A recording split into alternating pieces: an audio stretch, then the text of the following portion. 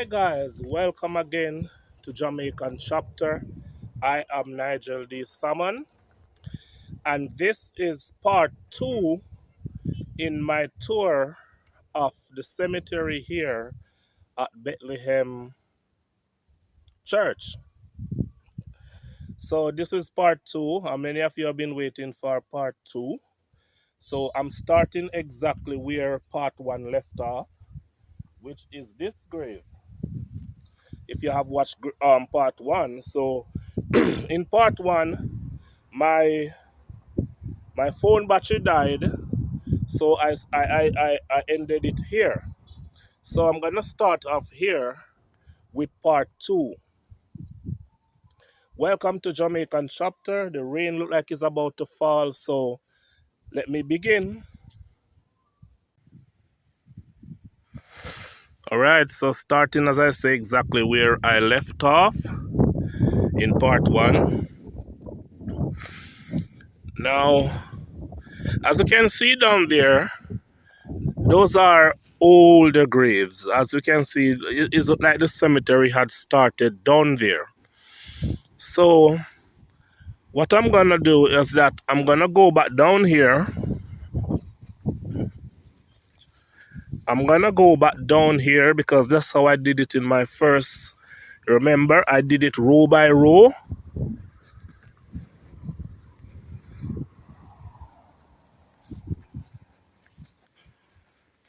All right, so the older graves. As I get more down here, get to the older graves. And you'll notice on the older graves that there hardly anything written on them. Some of them had nameplates that were eroded over time. So here we have a grave here, then another grave here, nothing on it. I think something was on this one, but it had broken off. And then you have this one here. This one had also fallen in. And there's a nameplate here on this one. It's very small. I could even take it up in my hand. It says Miss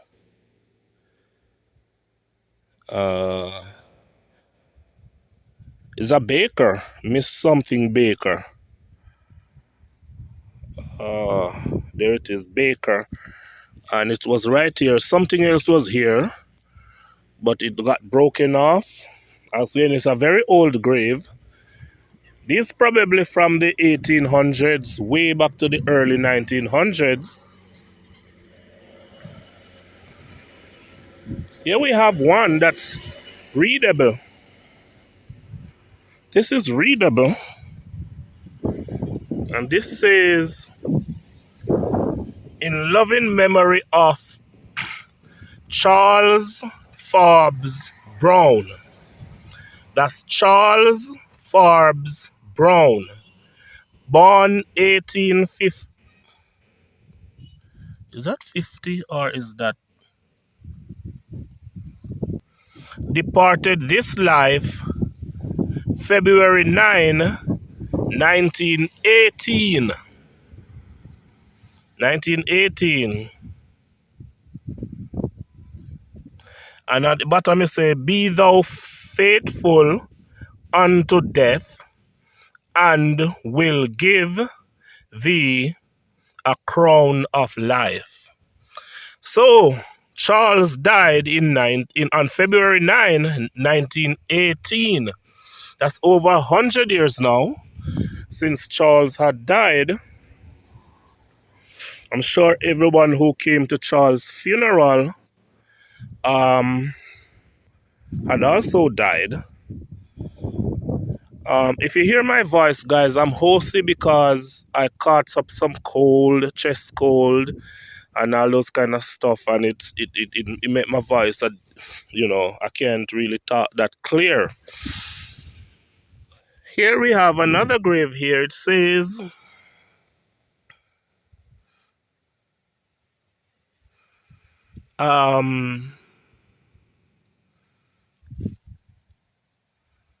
I'm not sure what this says, but this person died.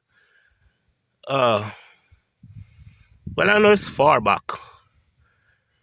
If I can figure it later on, I will. But right now, standing here, I'm not sure what it says. Then here we have a really nice grave here. Though over time, it suffered some damage and thing, but on it says, sacred to the memory of Walter Thomas Scott. That's Walter Thomas Scott, who departed this life 8th September 1918, age 69. So Thomas also died. No, Walter Thomas Scott also died in 1918, age 69. Probably this person also died in 1918. And this grave, they didn't add anything to it. I'm sure for a time everybody knew who was buried there, but then everybody who knew died.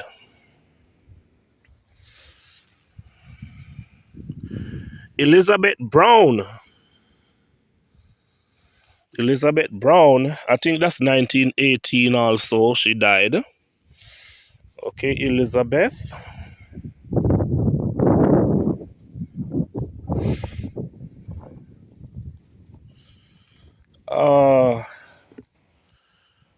Say, in loving memory of a beloved husband.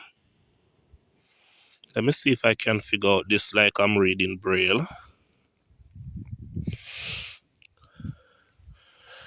The last name is Blair. Died 1918 also. We could figure this. So like it says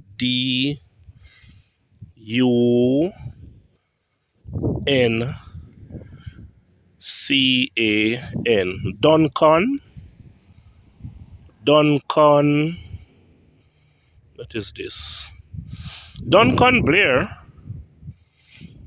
who died on the 9th of December 1918.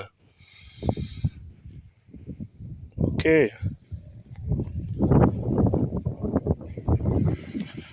Again, this grave is turning over. It's leaning over, but it's still here. And there's a nameplate on it. It says, in loving memory of Julia Adelaide Powell. Died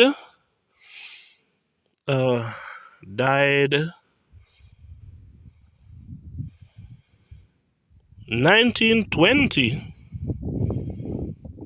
I think this is 1920. Age 56.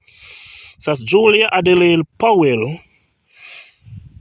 I'll see if I find her records and I can get more information on it. That's the grave of Julia. I love the name Julia. People named Julia are always beautiful. All right, this grave turned into something like a couch off. This again, that again. Oh, some works have been put into this.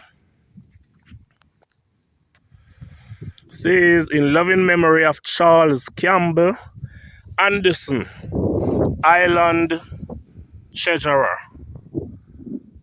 So Charles Campbell Anderson was an island treasurer.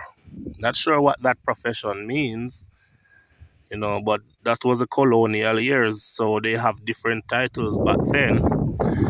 You say, the beloved husband of Alice Anderson, son of George Campbell Anderson, died at Malvern, October 22, 1921, age 64 years.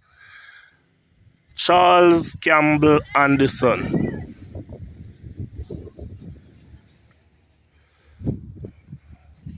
Wow, look at this. Look at this. And then they cut the stones. Look at these stones.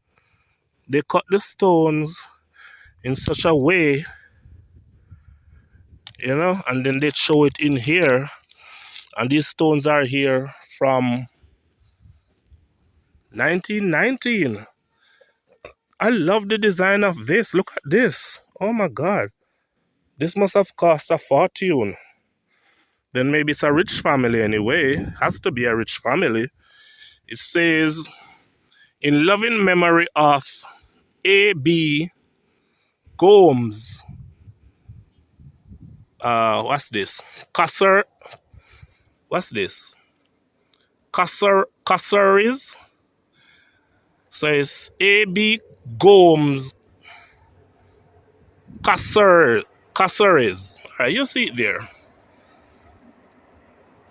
Born the 28th of September 1859, died the 13th of August 1919.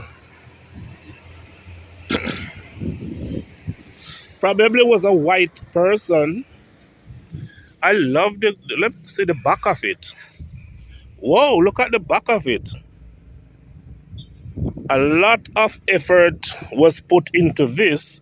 Even the small strips of stones, look at them. They're carefully stripped. Wow. So he died in 1919. That means it's 106 years ago that A.B. Gomes and the last name there died. Wow, this must have been a small person.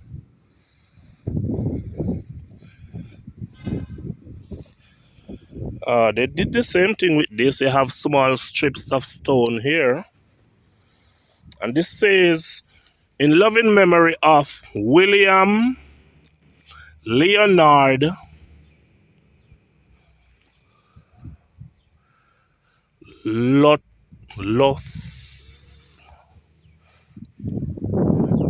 William Leonard Lawton, L-O-T-H,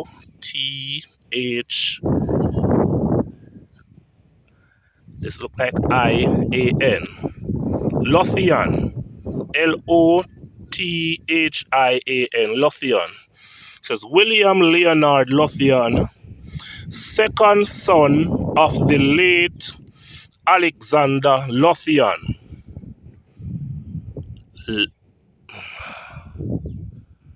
What's this?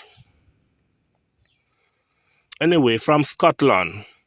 Died the 30th of July, 1915. Age, what appears to be 29. Oh, William, 29 years old. You were young, William. 29 years old. And he was from Scotland.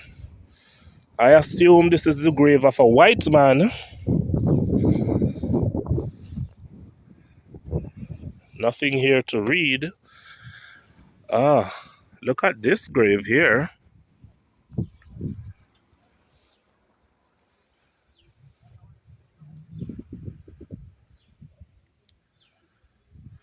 Till he come. That's it at the top. Till he come. And below it says,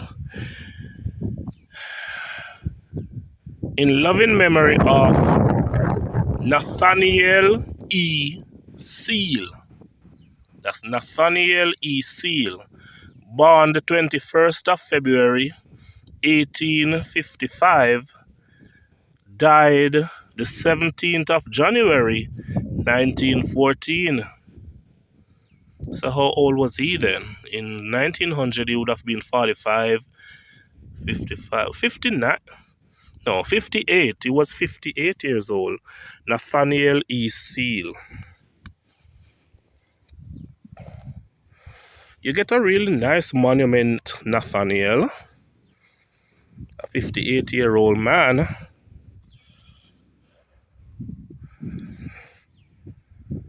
This is the monument of, or the monument for George Frederick Rayner. You can see it here.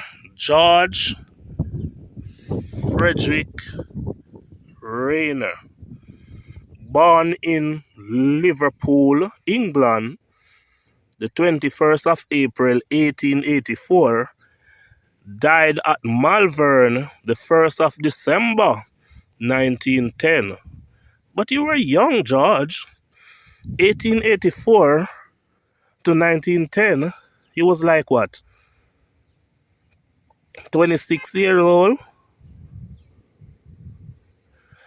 Was 26 years old?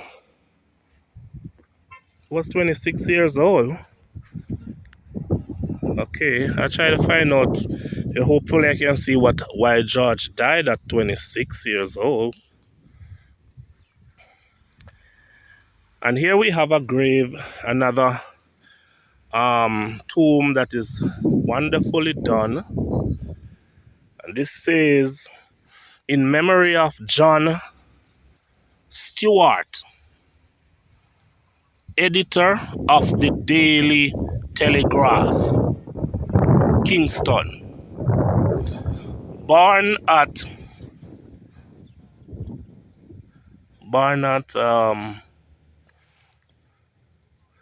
anyway, he was born in Scotland on 18th of September 1876, died at Bethlehem the 3rd of September 1910. So he was also young, 1876 to 1910.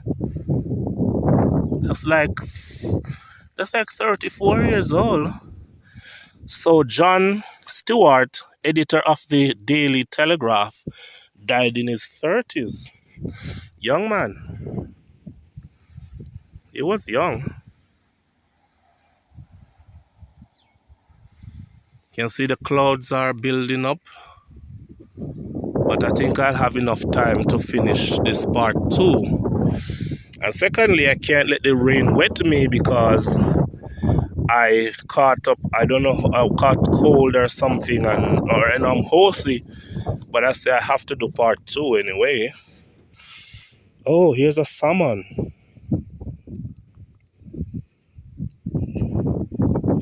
I wonder if I know this part. It says, in loving memory of a dear mother, wife, sister, aunt, and grandmother, Beatrice Salmon, born June 15, 1913, died June 5, 1988. Beatrice Salmon. So she was born in June, she died in June.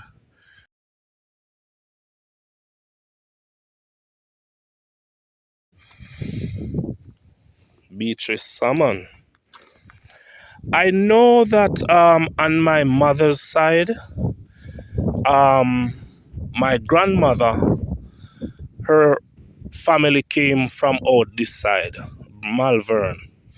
And I remember my mother telling me that my grandmother, no, not my grandmother, my great-grandmother, that is, my great-grandmother, that her family come from this side, and that some of them are buried out here.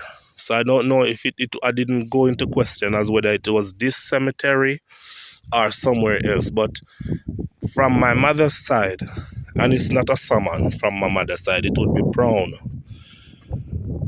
It would, my great-grandmother was brown. She married brown. Here's another salmon. This says, in loving memory of a husband, father, and grandfather, Cecil Salmon, and they call him Pepples.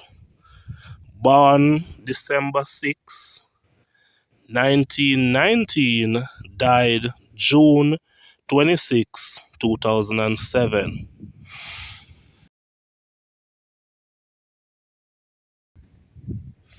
Gertrude Elizabeth Holness.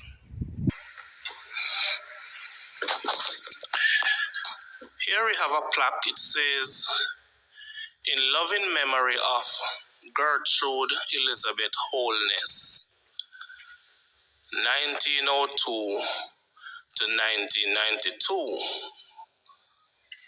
And it says, who dedicated her life to serving the church and community. And she appears to have died when she was 90 years old. Gertrude Elizabeth Holness. So she's recognized for her community work. November 18, 1902 to July 20, 1992.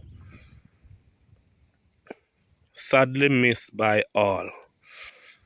That's Gertrude Elizabeth Holness. The minute you hear the word Holness, you're saying, I wonder if this person is related to the Prime Minister Andrew Holness. You never know. You never know. And beside Gertrude, we have Pearline Marshall Gordon. Says, in loving memory, no. Say, remembered with love, Pearline Marshall Gordon. Mama, Grandma, Gigi. I think Gigi would mean great grandma. September 25, 1926 to May 11, 2016. And beside Pearline Marshall Gordon, there is something that looks like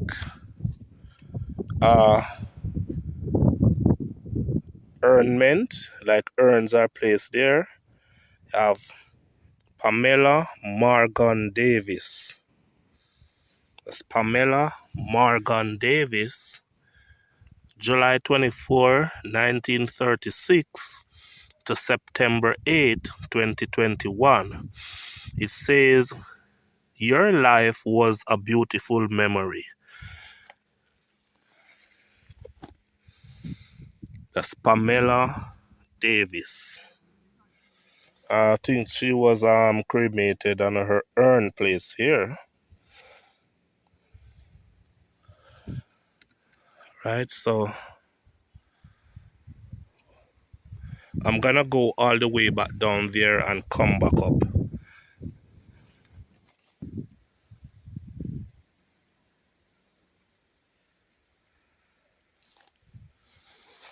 Down here in this row, I'm just gonna pass over these because these have no writing. In fact, I'm not gonna even go up into that row yet. I'm just gonna circle around in this section and read all the graves that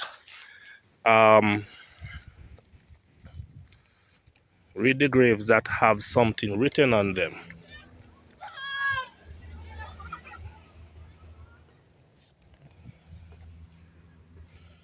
Here we have the grave of Benjamin Powell,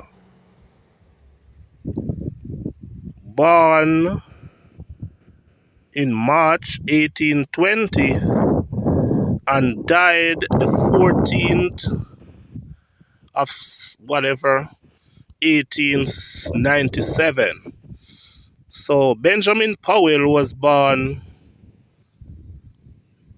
in March 1820 and died in December. So that's the 14th of December. The 14th of December, 1897. So from 1820 to 1897. That was a different time in history. George William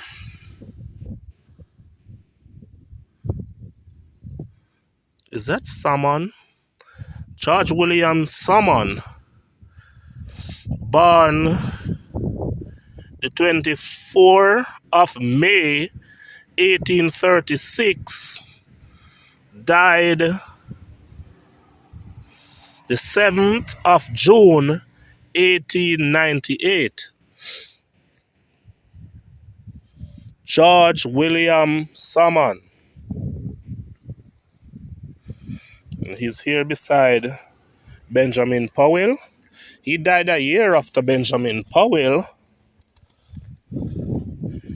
And this is Robert Alex Martin. Robert Alex Martin, born the 17th of November 1868, died the 5th of July 1898. So Robert Alex Martin died in the same year as George William Salmon over there. There's nothing on these graves. Oh, this is a nice design. Nothing there. Look at this. Someone, they came and they paint this up, and they didn't take the time to say, you know what, let me put something on it. If you're going to paint it up, at least you could put a headstone or even just get a paint and write something on it so people know who's buried there.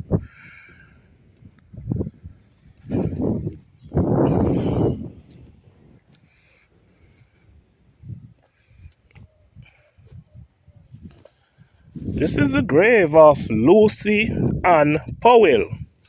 So it says, in loving, no, there's no loving. In memory of Lucy Ann Powell, born in the year 1834, died September 16, 1913, age 80. You live long, Lucy. There's some writing on this here, but I'm not sure if it can be read.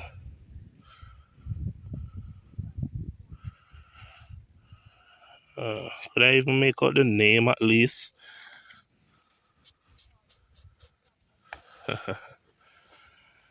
Oh, I'm gonna circle around and look at some of these older graves. I love the design. This design is nice. Look at that design. Look at this. This design is awesome. This must be a family.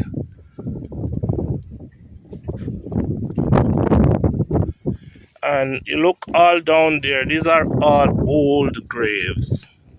That one over there looked new, though they didn't put anything on it.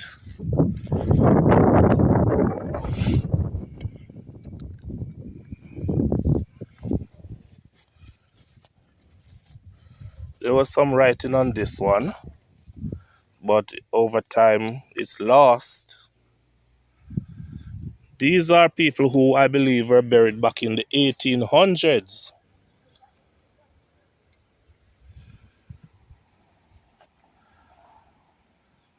I'm gonna go back up there in the section I was, but I just assume there's nothing down here to read anyway. But I just come and look. And there's also a grave right there. It's in that little bush right there. And there's another one there over there too. So there are graves over in that bush. Yeah, there are graves over there. So it's as if some cleaning up needed to go back. Yeah, there are graves over there. I can see graves and graves and graves. This one is all in crumbled. So there are graves. There's a line of graves over here. You know, lost in time. This one here, it has a nameplate. It has a nameplate.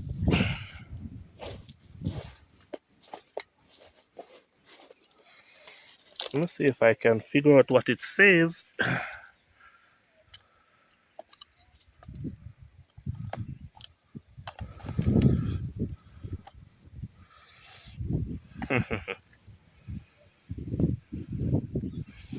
Ah, can't figure it out. Ah, here's one. This one says,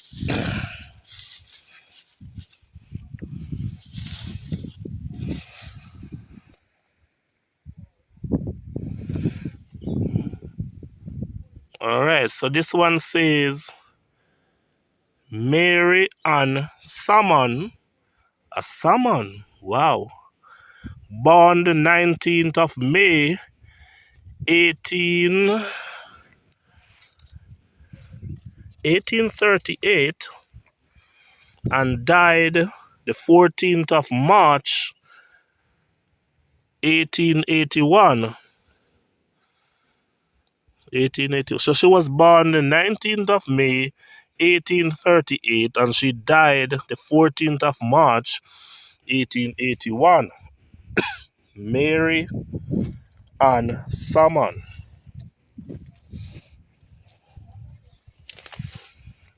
This says Helen M. Murray, born April 8, 1849, died January 30, 1881. So she died also in 1881, just as Mary here. But Mary died in March, and Helen over here died in April 1881. There was a nameplate here, it's gone.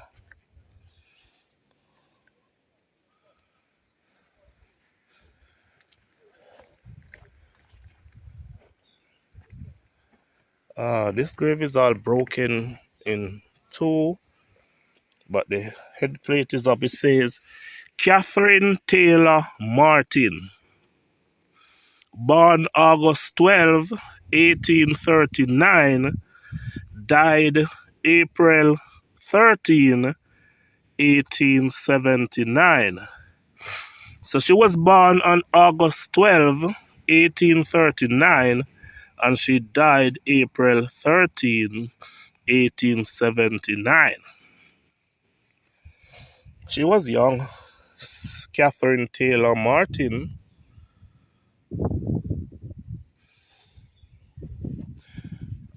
There's some graves over here. I don't think I should even bother show these graves because there's nothing to read. There's some baby graves here too. Oh, got this small baby grave. That's small baby graves. There are some babies over here. Babies, babies, babies. And over here again, there's more babies. Baby graves. Then this big tree, probably in the recent hurricane, it just fell. It fell over. Fell over on some of the graves.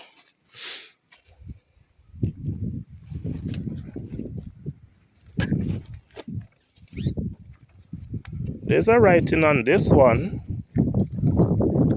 It says Eliza Elizabeth Fenn. Eliza Elizabeth Fenn. Fenley. Yeah.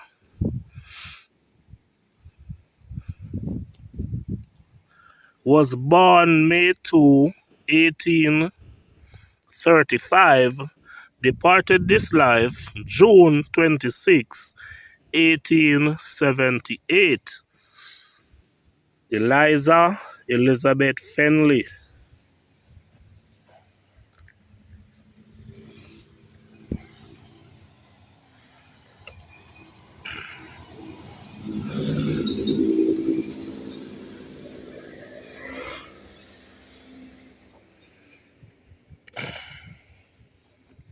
Somebody was buried here in this section, and it's not an old grave.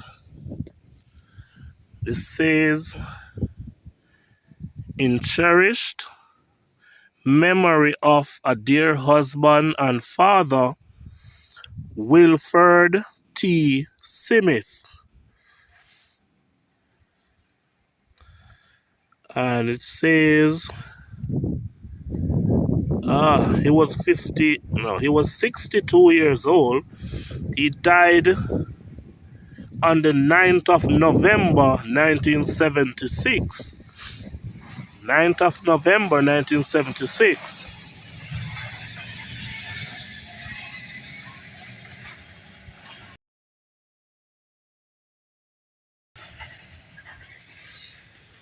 He's buried in this area where there are so many old graves back in 1976. So I guess there's still space here. I don't know if there was a grave here. Let me see who is buried beside Wilford. I noticed if I speak softly, my voice will not hurt that much. It says, in loving memory of Estelle Smith, sunrise, the 2 of the 11, 1923, to sunset, the 15 of the 2, 2000. Estelle Smith. And beside it say, leaving sons, Lance and Winston. Lance and Winston. So I believe Estelle and Wilford, they are husband and wife. That's my assumption.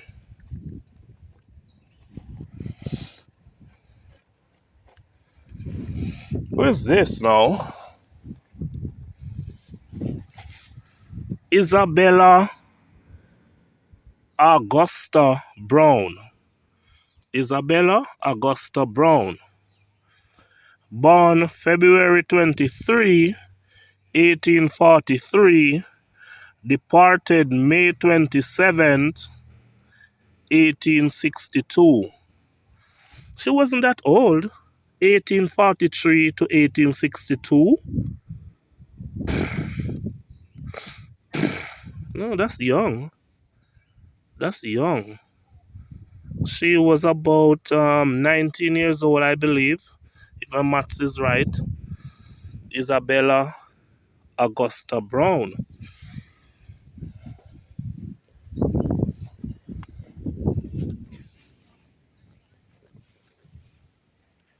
In loving memory of a dear adopted mother, Ada F. Colburn. Born August 5, 1879. Died April 26, 1980.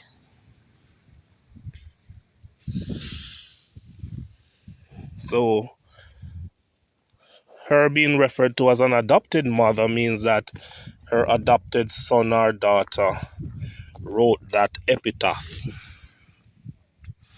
This is the grave of Julia Ann Groves. Julia Ann Groves. Born December 15th, 1806. Departed August 4th, 1861. So she was born in 1806 and died in 1861. Julianne Groves.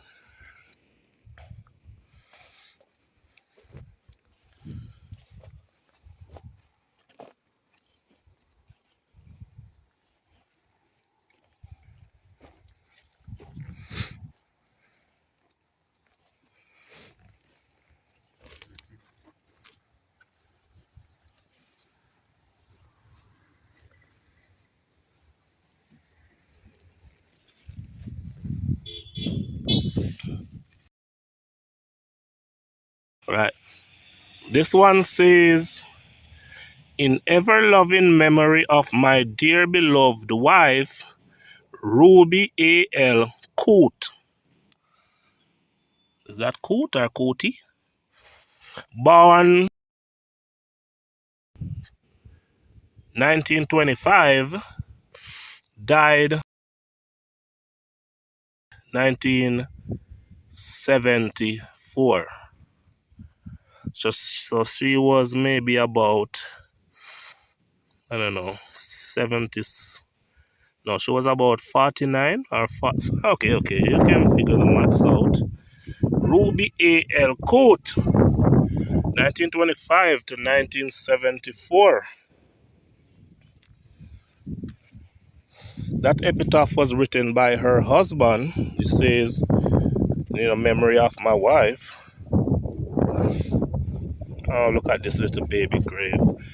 Oh, whatever you were to be, whatever you were to become, the world will never know. Whether it were to become good or bad, the world will never know. And there's nothing to read to find out what happened to you. This must have been a young child also. It's a small grave.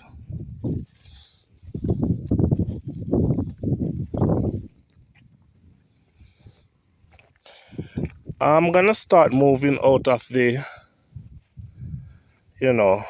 older graves into the newer ones. It says, in loving memory of a dear father,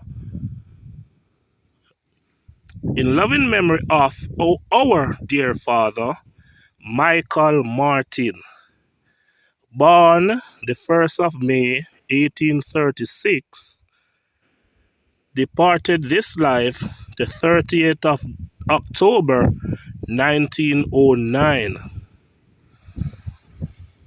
So 1836 to 1909, Michael Martin. I believe he was a nice man. He was a good man. There's something about that name. Something about that name, Michael Martin.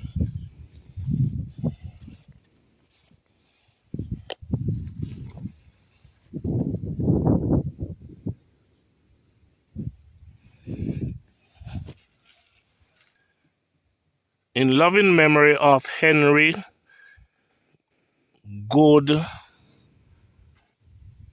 Gillies, born in Edinburgh, Scotland, 21st of March 1877, died at Malvern, Jamaica, the 16th May 1910.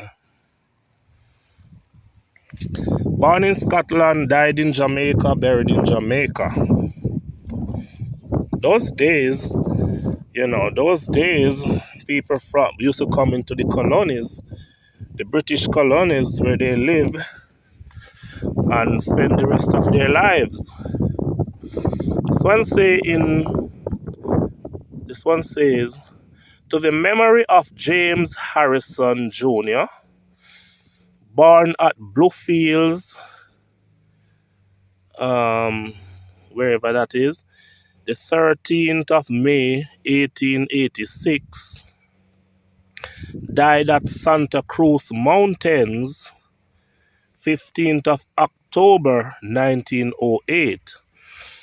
And when they say Santa Cruz Mountain, they're talking about the communities on that mountain, referred to as Santa Cruz Mountain. So he was born in 1886 and he died in 1908. James Harrison Jr. He died young. Oh, take a look at this. I love the design of this. Look at that. With the cross in the middle right down there. Look at that. That's what I call designs. Let me zoom it up. It says Frank Ernest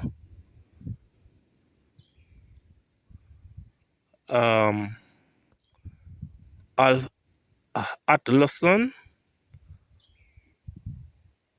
died October 17, 1904, age 34.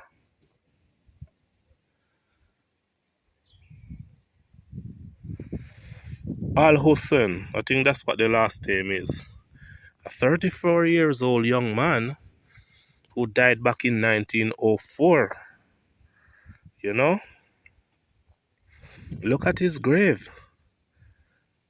Oh, marvelous, marvelous. You don't see these designs these days. You don't see this design these days. And then the cross is put right there. You know. There's another grave here beside his. It's fallen over. The cross over there fell off. And let me see if I can read it. It says, "In loving memory of my beloved husband, Henry Edmond Seller, or Sealer, there it is, Seller, died the 10th of October, 18, it's also mashed out, 18 something. I'll search the name up and see if I can get the records. His grave was done well. The cross fell off. It was up there. And how did it reach from here to here? Somebody must have pushed it off. This is not something that could be blown over. You know? It's heavy. And it say, "In loving memory of my beloved husband." So whomever that wife is, I'm sure she had already died by now. Because it's 18. The man died in 18 something. Maybe this is her grave. Maybe this is her grave. Let me pause and see if I can clean it up. Alright, so I clean up the grave and I try to bring back everything together. And no, this is not the wife of Henry Edmond Seller. This is the grave of a young girl. It says Philina M. Tomlinson, who departed this life the 19th of November, 1895, age 16 years and 9 months. So this is the grave of a 16-year-old girl, Philina M. Tomlinson. She was just 16 years old when she died in 1895.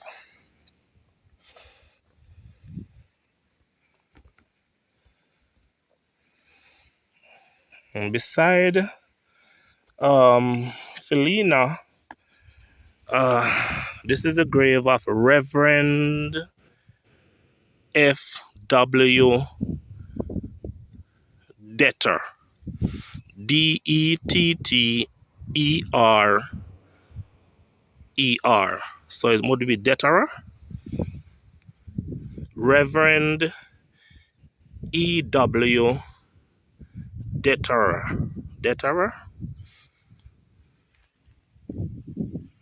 Born at Utah, New York,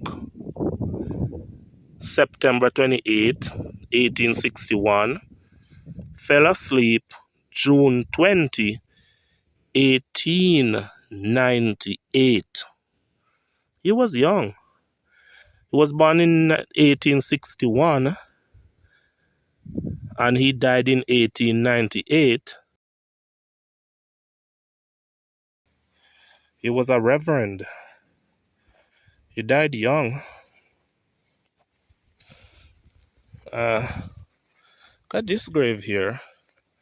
It was a nice design, and you have the wood that was used as part of the design. Over time, everything fell apart. Alright, so that's the old section down there. The old section, or the oldest section. I want to move now into the newer graves.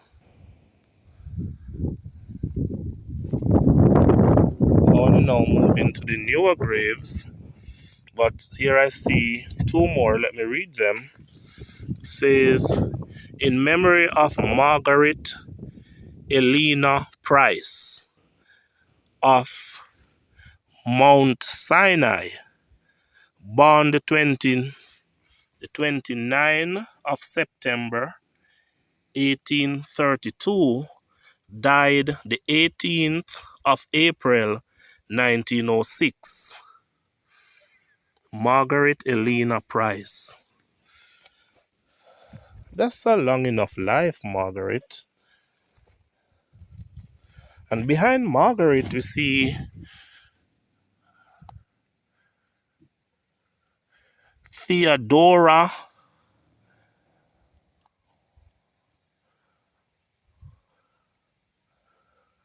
Baker.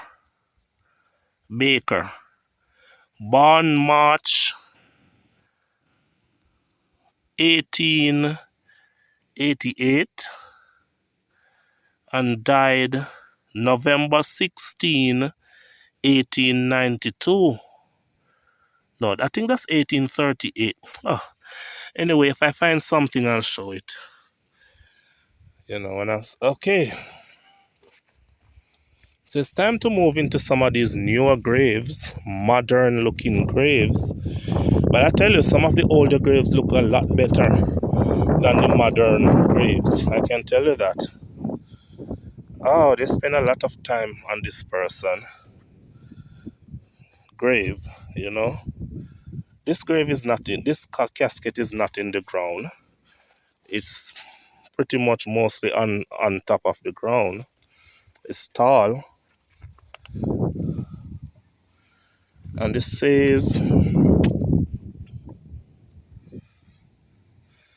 in loving memory of Hilma Ethel Williams, December 1, 1924 to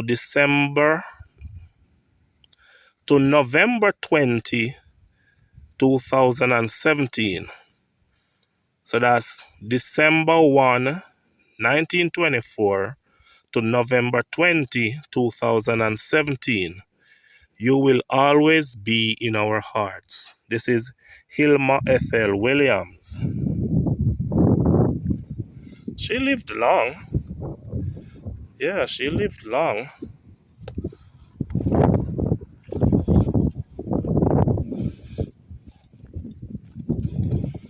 Oh, look at these two graves here. Same tiling. That's nice. Consistency. How do I go in here now? So this is the gate. And I don't think the gate can be open. So, let me see if I can. I'm gonna still see if I can read something off it here.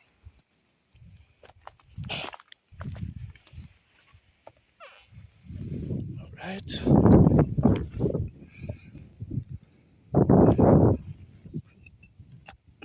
Denzel A. James, August 6, 1921 to August 24, 1999, in loving memory of a dear father, grandfather, and great-grandfather. Denzel A. James. And I assume that would be his wife over there, right? That would be his wife over there. So let me go around and try to read hers. Okay, so I'm at the other side and I'm going to read hers. It says, Clara Vine James, November 25, 1928 to October 10, 1987. So the wife died some years before the husband. She died on October 10, 1987, and he died on August 24, 1999. Husband and wife. I like the way they did this. I like the way how they did this. Consistency. And as I turn around, I see the grave of Christopher St. Aubin James. Probably this is the son. This could be the son of Denzel and Clara. They're old enough to be the son because they're old enough to be the parents because they were born in the 1920s and he was born in the 1971. Anyway, say Christopher St. Aubin James, December 15, 1971 to September 25, 2001. It's my belief that he's related to the two persons beside him. And beside Christopher, and Christopher died young. 1971 to 2001. He was like 29 years old. Oh, that's young. And this is the grave of Vida, born February 27, 1906, died June 26, 2006. She is described as a mother, grand and great grandmother. I don't know if it's Vida or Vida. Okay.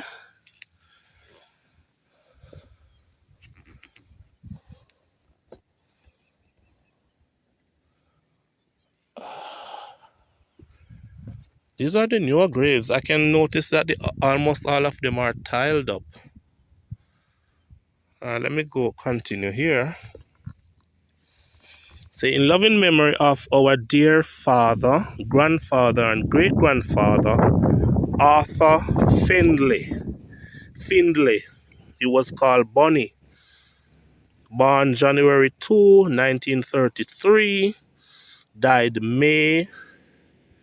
He died May 20, 2011. That's Arthur Findlay, otherwise called Bonnie.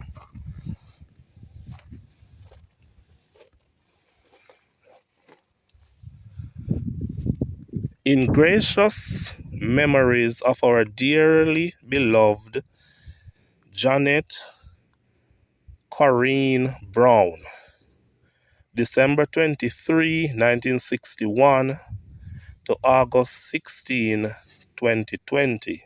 Sadly missed by all her family and friends. The Lord gave and the Lord has taken away. May her soul rest in perpetual peace. I love the design of the headstone here. Awesome, I like it. And beside Janet, we have Tolanto Cecilin Shaw. Tolanto Cecilin Shaw. Born January 6, 1940. Died June 6, 2012.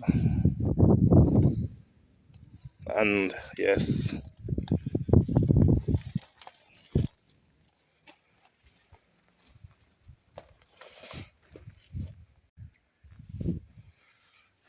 this is the grave of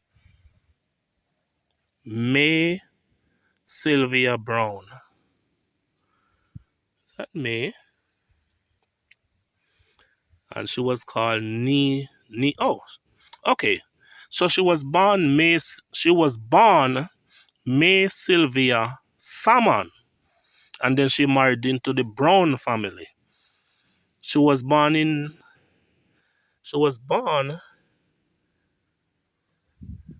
1918 and she died in 2007. So she was born a Salmon and then she got married to a Brown. This is the grave of Gloria James.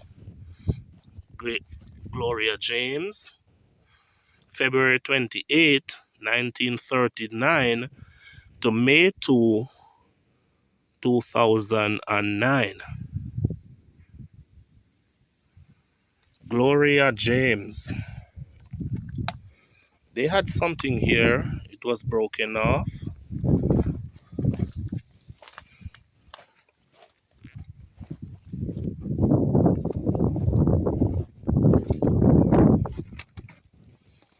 This is a grave of to the memory of a dear devoted father and grandfather, Andrew Cornelius Jones, who departed. No, no, it's a who went to be with his Lord on the 24th of February 1982. So he died February 24, 1982. Andrew B. Cornelius Jones. Andrew Jones. And beside Andrew, could this be his wife? Because it says, to the memory of a dear devoted mother and grandmother, Lynette Agatha Jones, who went to be with her Lord on the 28th of June, 1981, age 81.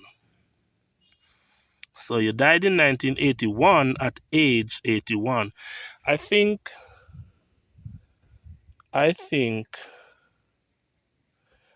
this is the wife of Andrew Jones.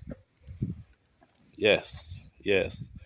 So she died in 1981 and he died in 1982, not long after the death of his wife.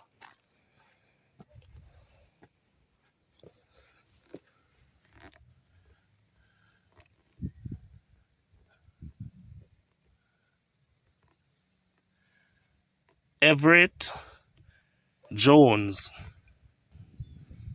November 29, 1937 to September 1, 1988. Beloved wife, mother, sister, and friend.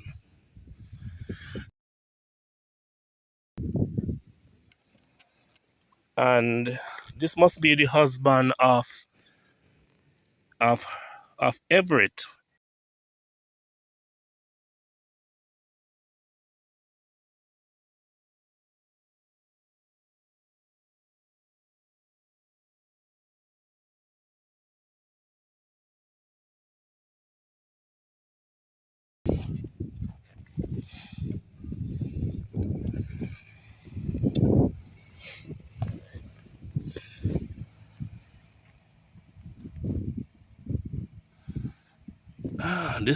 This is Powell. Um, this is the grave of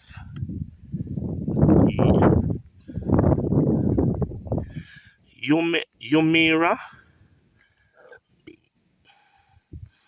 Elvilina Powell.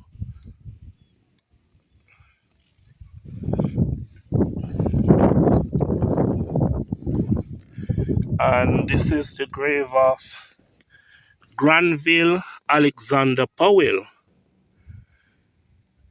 April 21, 1921 to June 9, 1980.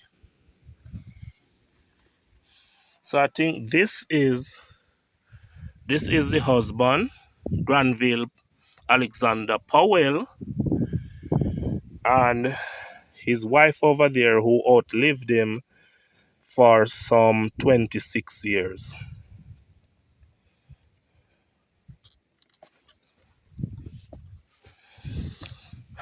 Myrtle A. Palmer. I love the design of this headstone. It's beautiful. September 1, 1921 to June 10, 1981. Myrtle A. Palmer. The design is really... I wonder who designed this. I like the design. I like the design.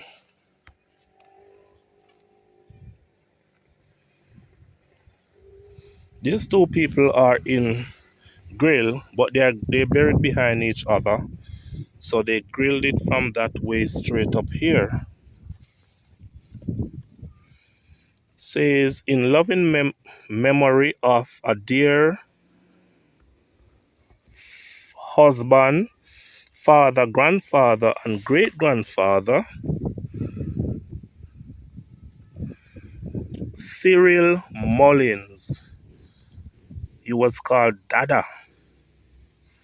Died December 1981 at age 80. Cyril Mullins, called Dada, died December 1981 at age 80. And at the foot of Cyril, you see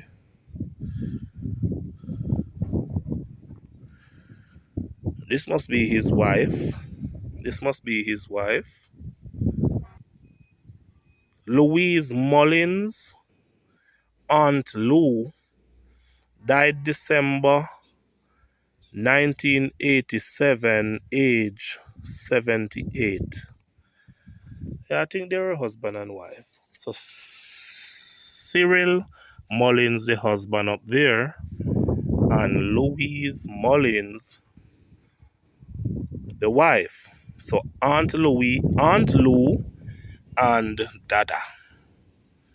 Who died first? Cyril died in 1981 and Aunt Lou died in 1987.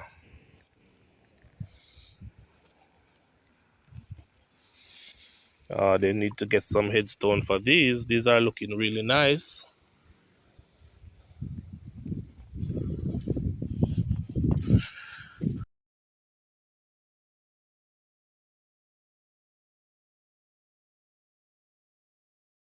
I'm gonna go a little faster because the rain is building up. The breeze is getting stronger.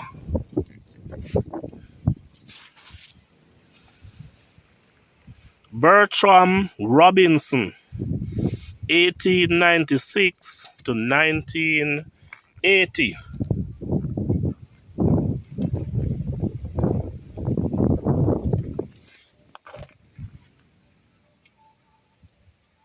Carl Irvin Bennett, born December 18, 1949, died June 30, 1976. Carl Irvin Bennett.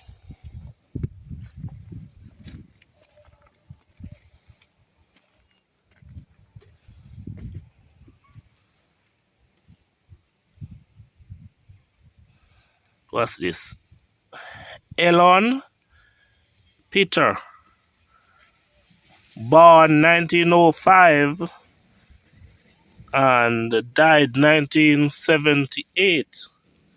Died 1978, Mr. Peter.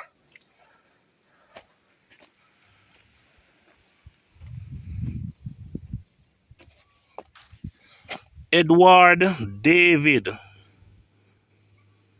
Jones, born the 14th of December 1886, died the 15th of April 1971. Edward Davis Neddy Jones. So Edward Jones. Edward Jones.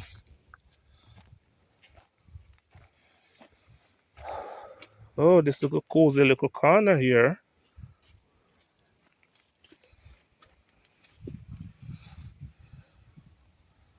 Louisa Rowe. Rowe? Yeah. Louisa Rowe. I don't know when Louisa Rowe died. Something like 1973.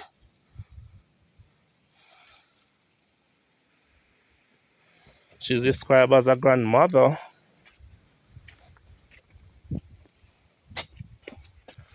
Imogen Foster Findlay. In loving memory of a wife, mother, grandmother, aunt, and friend, Imogen Foster Findlay. 6th of the 7th, 1917 to the 1 of the 9, 1992. Imogen Findlay.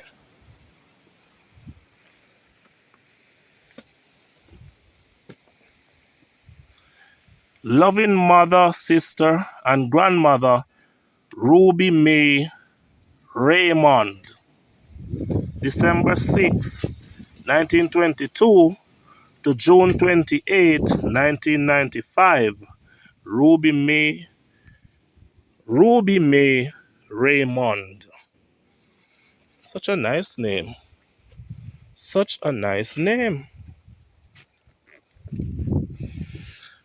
Doris Ivy Dixon died on the 3rd of April, 1977.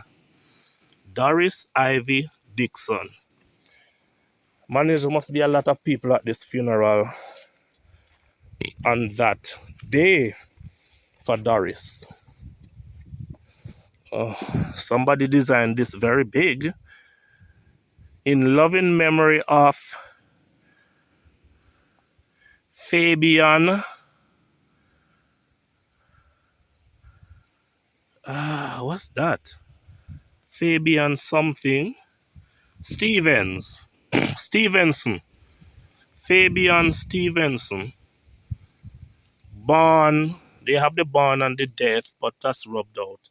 So this is the grave of Fabian Stevenson. The name sounds like the name of somebody who was young.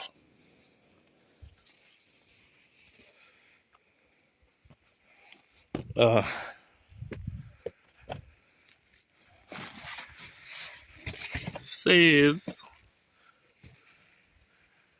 in loving memory of our dear father, Eric Augustus Solomon, born May 14, 1902. That's May 14, 1902.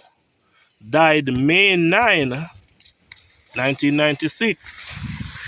Eric Augustus Solomon, 1902 to 1996. That's a long time, Eric. Aubrey Benjamin Falconer, Brother P, born September 25, 1920, and he died on May 9, 1996. The same year as Eric over there. And he is, no, not he, she, R-E. No, it has to be a he, because they say Brother P. Aubrey Benjamin Falconer. And this person's grave is tiled just like his. It says, Clarice May Falconer, 1930 to 2017. So this could have been the wife. This could be the wife of. So yeah, I think so. I think this is the wife, Clarice May Falconer.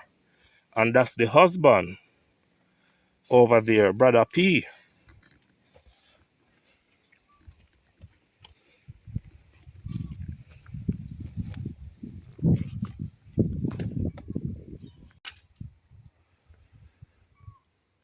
In loving memory of Glenda A. Solomon, 1942 to 2014. And if she's related to the Solomon that I read earlier. Glenda A. Solomon died in 2014. Alton Groves. The grave of Alton Groves, born July 4, 1914, died December 6, 1982. He died before I was born.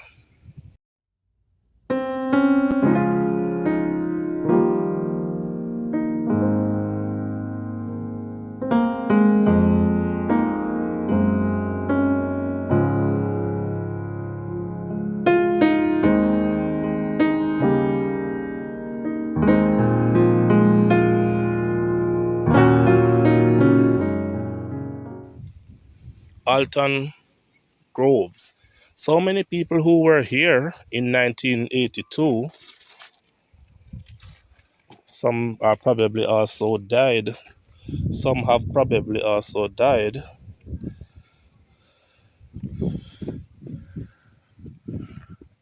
This one is rubbed out. It's a Simith, but I see nothing else. Say, in loving memory of dear mother, grandmother, and maybe great grandmother,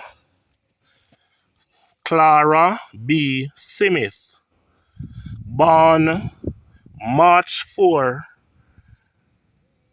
1918, died January 4, 1999. Clara Simith.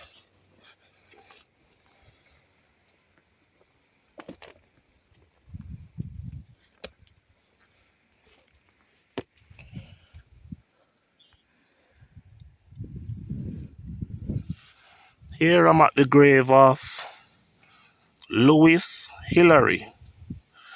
I hope I'm pronouncing it right. Hillary. Louis Hillary. August 29, 1926 to October 19, 1991. And over there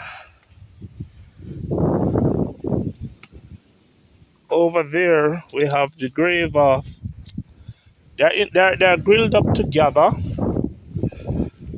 So it has to be husband and wife. And Joyce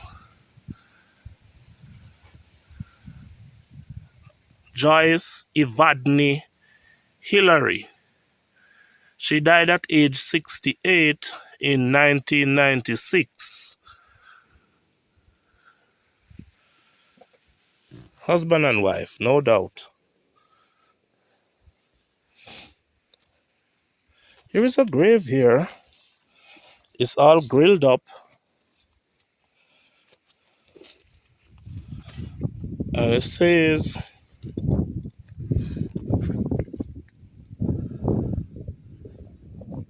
in loving memory of Lillian Martin, born October 28, 1915, died July 16, 1994, sadly missed by son, daughter, husband, and family.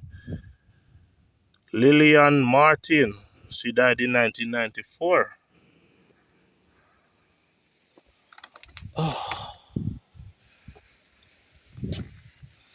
So say, in loving memory of our dear father,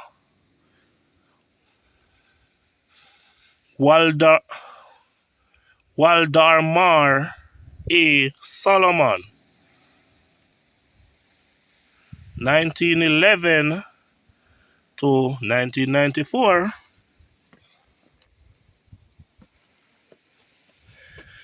In loving memory of Zela Kinkead.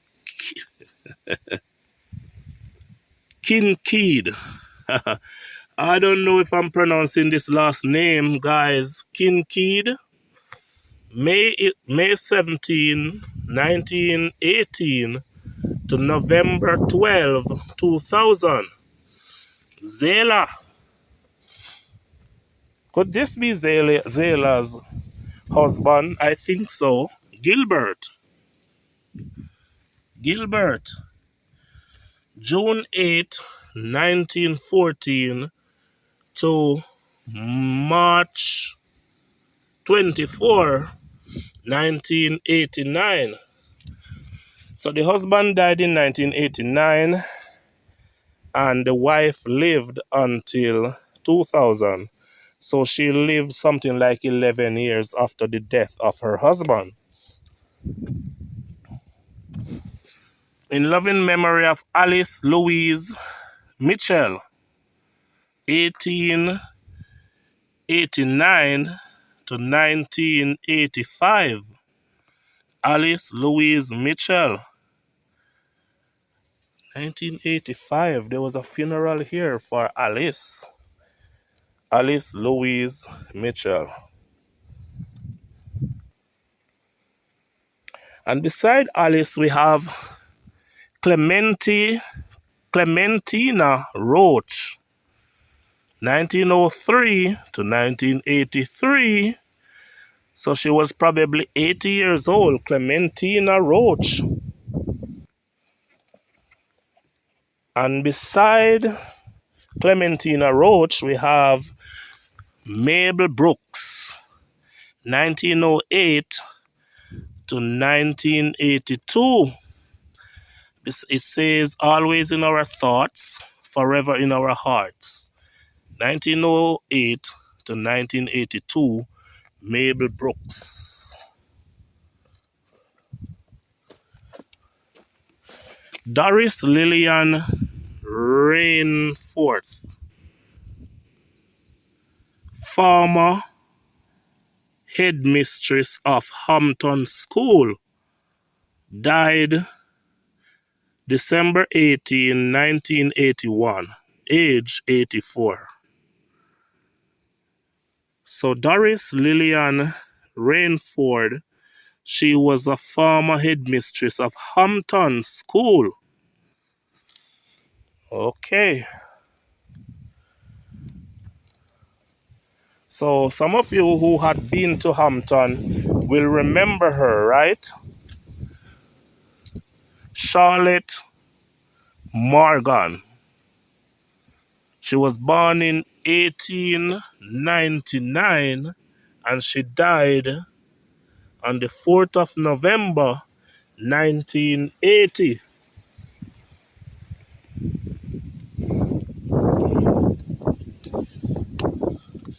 You can see that these are cremated remains buried here. There's nothing there, but they put the ash, the urn there. This is the grave of Francis Mahalia Smith, born February 6, 1903, died October 22, 1991. Francis Mahalia Smith.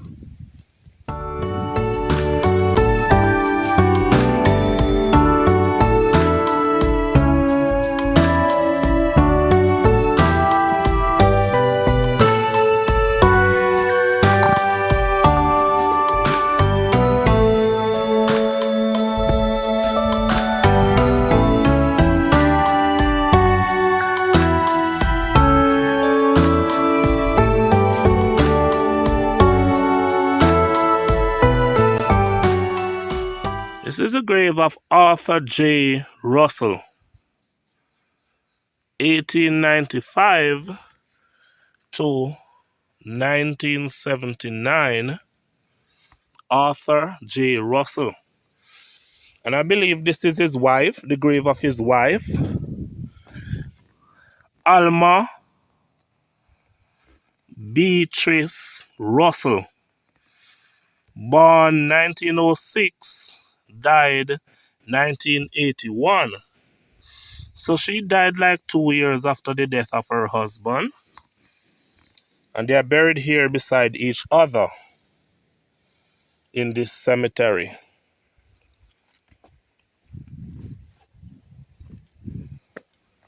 Irene Salmon. Irene Salmon. She died at age 58 in 1983. She's described as a dear wife and mother, Irene Salmon, 1950. Died March 10, 1983, age 58. You're not that old at age 58.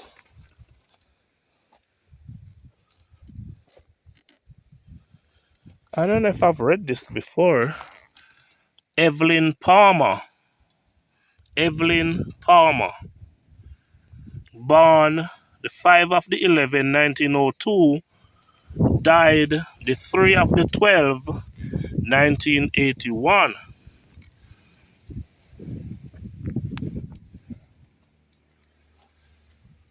Here's a name here. In loving memory of a dear father, son, and brother, Ornate Asquith Lorenzo Mullins. Okay, I'm just going to say Ornate Mullins. Born June 9, 1936. Died July 23, 1983. Ornate Mullins. So he was in his 40s when he died. Ornate Mullins.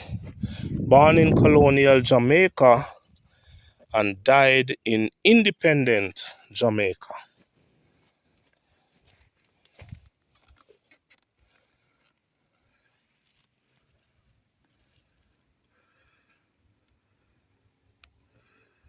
All right, this is the grave of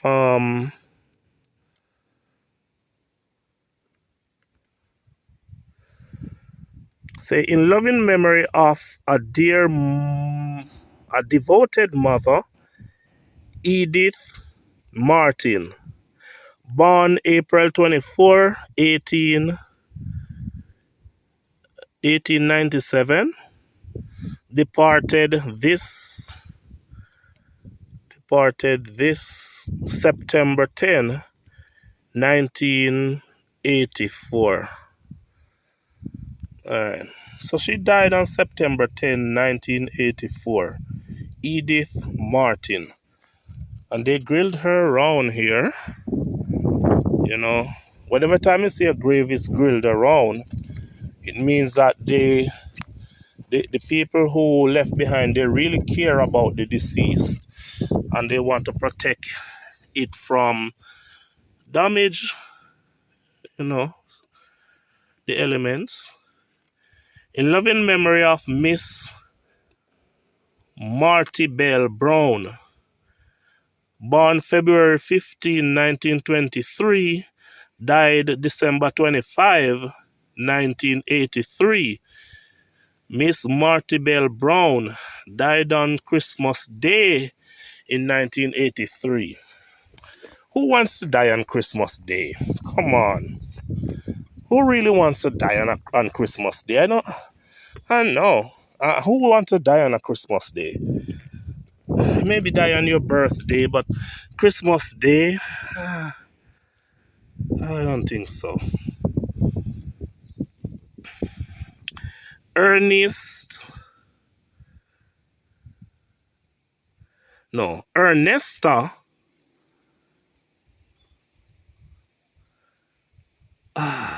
Alexander Smith. So that's Ernest. Oh, hold on. Ernest A. Alexander Smith. Let me put that on the screen. No, Ernest Alexander Smith. He was born the 19th of the 4th, 1901, and he died the 6th of the 2, 1983. Ernest Alexander Smith. Can you imagine the day when they were in 1901 when he born and the mother was giving him that name? And that little boy grew up and lived out his life. This is the grave of Dorothy A. Fagan, who died on the 14th of December, 1985. Dorothy A. Fagan.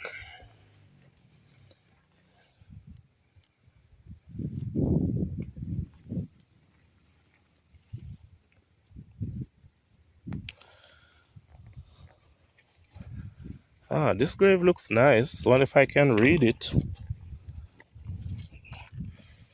It's cracking up. In loving memory of our dear sister and aunt, Imogen Payne. Payne, Payne. Born May 15, 1912. Died September 13, 1989. Imogen Payne. And beside Imogen, we have Oswald Tomlinson, 1923 to 1990. Oswald Tomlinson. Okay, Mr. Oswald.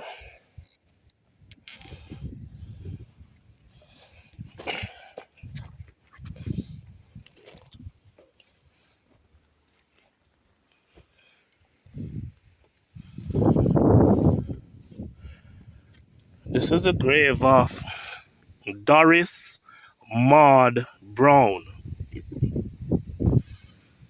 The 25th of June 1905 to the 30th of July 2003. Doris Maud Brown. Wow, she was almost 100 years old. If she had lived until 2005, she would have made it to 100 years old. That's a long life, Miss Brown. A long life. Rosalind Blackwood. Rosalind Blackwood. May 20, 1906 to December 30 to 1996. So 1906 to 1996. Rosalind Blackwood.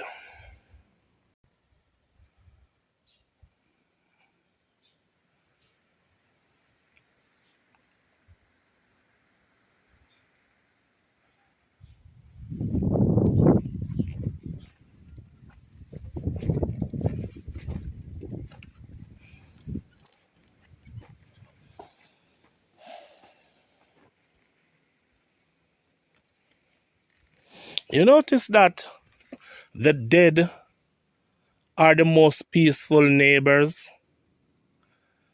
No matter how close they are buried to beside each other, there's no quarreling.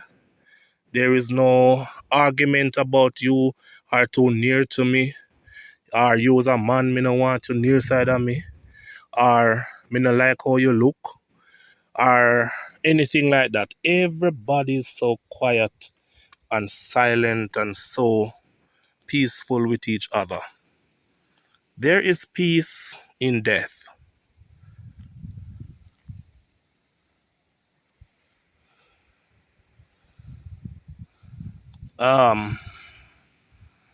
This person, all right, I was trying to figure out this name prior to recording it.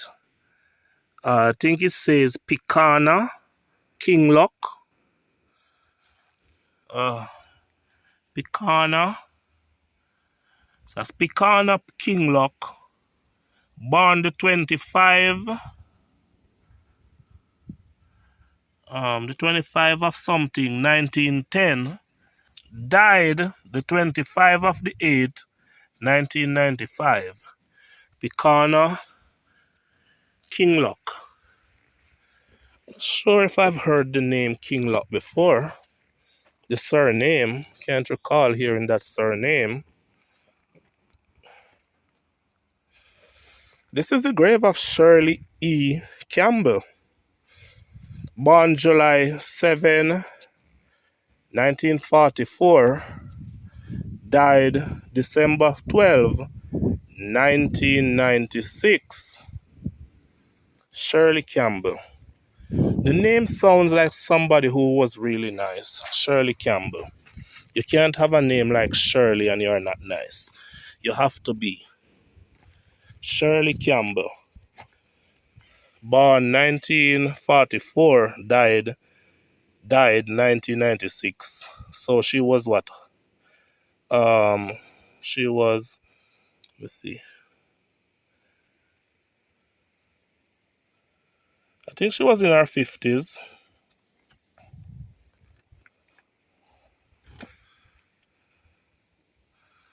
I can't make out this name. I can't make out this name, so I don't know who this is. Let me see if I can. I don't know if I'm right, but I think this is the grave of Travers Henry, born 1929 and died in September of 2000, and that looked like two. Travers Henry. Hopefully I'm correct. And beside Henry,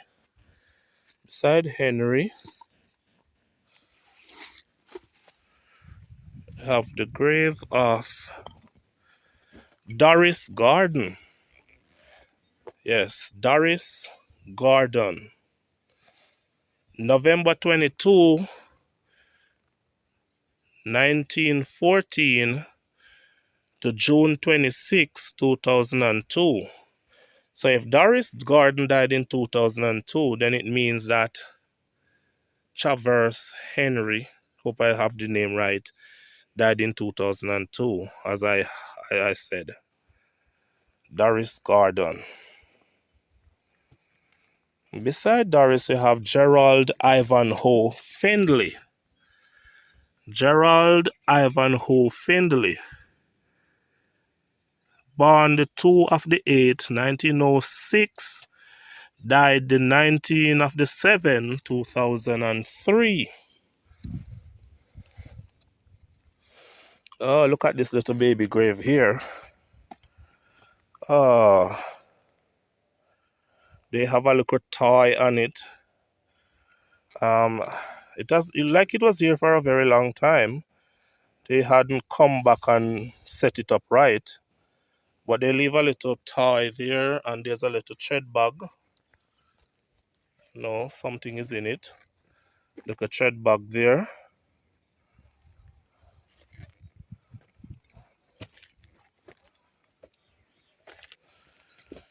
This is the grave of Lucille Harriot, 1928 to 2004. She's described as mother, grand and great grandmother. Lucille Harriot, 1928 to 2004.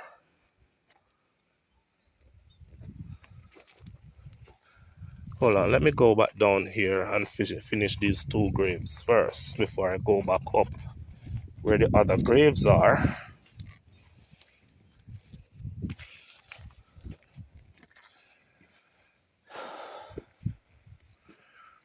There's a picture here, but it's not clear. It's not clear at all. It's not clear anymore. Say, in loving memory of a loving, dear, and kind daughter, wife, mother, grandmother, sister, aunt, and friend, Dotlin Groves. She was born on May 12, 1956, and she died January 5, 2008. There was a picture of her there. It's faint. It's faded out. It faded out. 1956 to 2008. Dotlin Groves. And beside Dotlin Grove, we see the grave of a very young, handsome guy.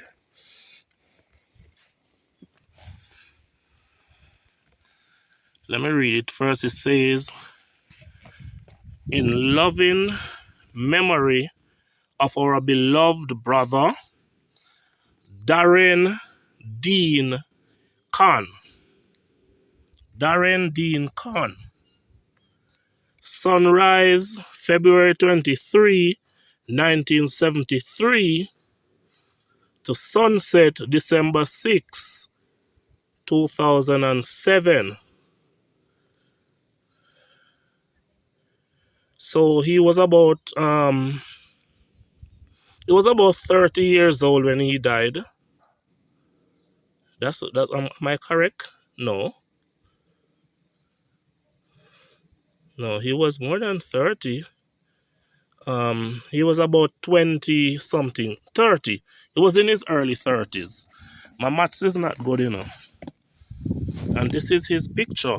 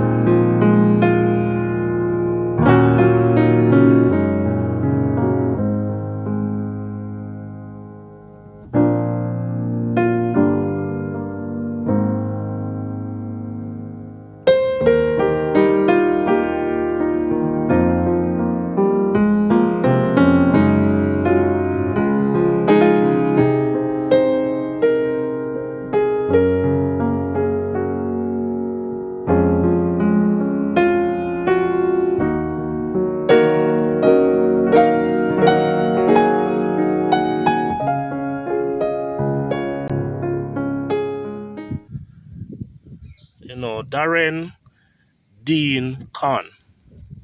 Young guy. Oh, this is his grave. Early 30s. Rest in peace, Darren.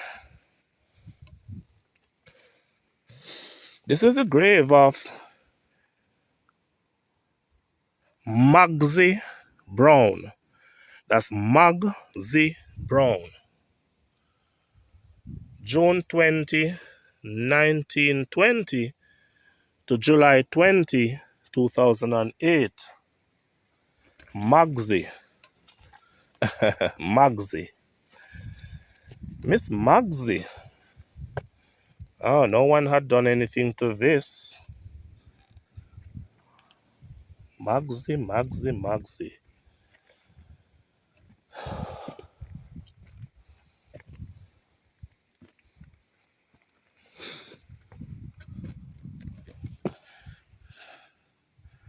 Vivian Steele. 1929 to 2008. Vivian Steele. Edna Brown. Another beautiful headstone. Edna B. Brown. September 15, 1939 to February 10, 2011. And they say sadly missed by her children, grand and great grandchildren, relatives and friends. Edna Brown. You have a lot of people missing you, Edna. Wow. And I believe probably this is Edna's husband. The grave headstone look alike. They are joined together. So yeah. Melvin S. Brown. February 7, 1934 to October 28, 2010. Melvin S. Brown. So he died in 2010 and Edna, the wife, followed in 2011. You know, when two people love each other, you know, they usually it don't take long for them to die, for one to die after the other, you know. Believe me. Ellen Russell, born October 20, 1910, and she died on July 11, 1997. Look at this headpiece. Look at this headpiece here. This is beautiful. Oh, so nice.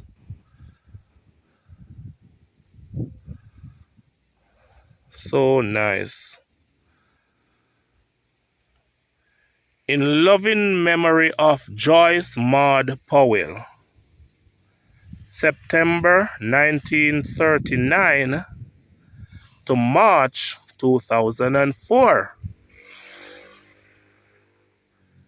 It looks good. It's really nice. I like it. Joyce Maud Powell.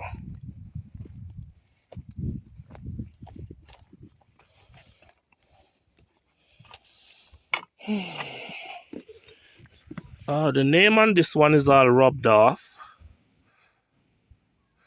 I can see something like Papa. Let me see. I'm unable to make this one out. I'm unable to make it out. I don't know who is buried here. Get rubbed off, over a period of time. Leslie Stevenson Groves. Leslie Stevenson Grove, 1924 to March 19, 2002. Leslie Stevenson Groves. And beside him, maybe this is his wife, Daisy May Groves, 1925 to February 27, 2000. So she died first, Daisy died first, and then Leslie followed. All right, so no doubt they're husband and wife, man. I believe that. Beatrice Findlay. Beatrice Findlay. Beatrice Findlay. Beatrice Findlay. Love your name, Beatrice. Those two things together, Beatrice Findlay. October 6, 1917 to December 12, 2011. Beatrice Findlay.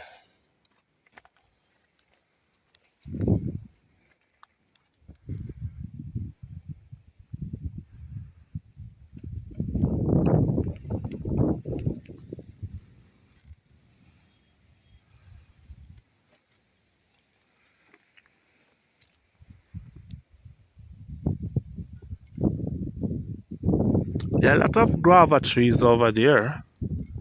A lot of guava trees. Hortense Beckford. Hortense Beckford. She was called Goody, 1917 to 2015. Norman Stanley Beckford. Norman Stanley Beckford. Sunrise December 21, 1923 to October 30, 2013. The Stanley Beckford part sound familiar,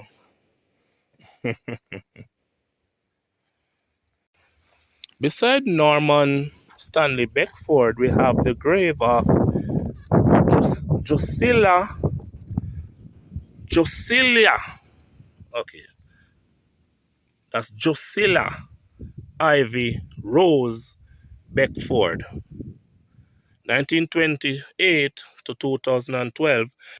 And there's another Beckford here, in loving memory of Vincent Leopold Beckford. Born September 19, 1921, died August 24, 2000. They are related. So you have Norman Stanley Beckford over there, 1923 to 2013.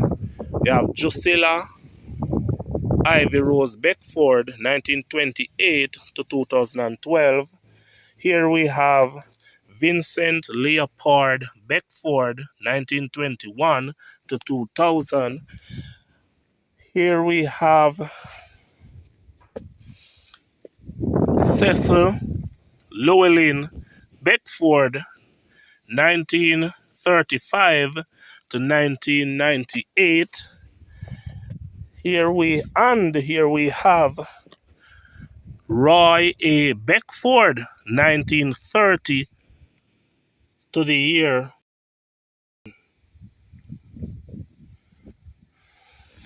So all the Beckford here, they are related.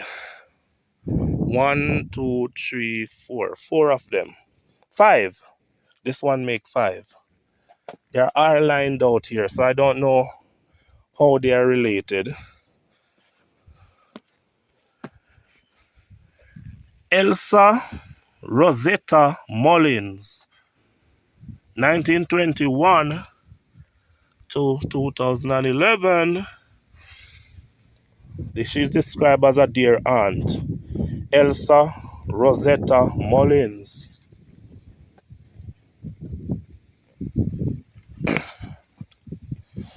Horace Brown.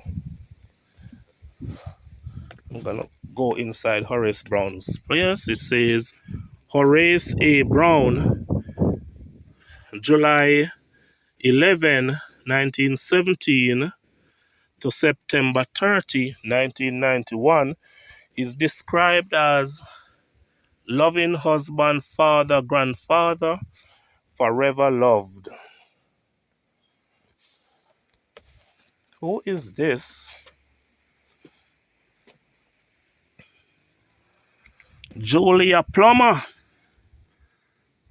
died in 1980. Julia Plummer.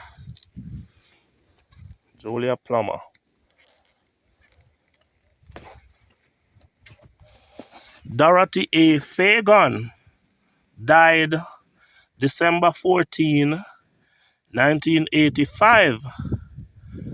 Dorothy A. Fagan.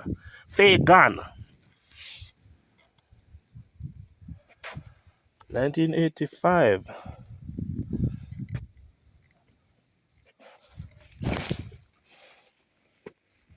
This is... Did I read this already? I think I've read her already.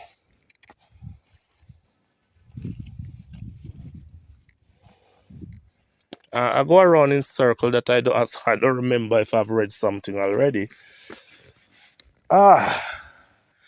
Mary Powell died the 24th of the 1, 1986, age 89.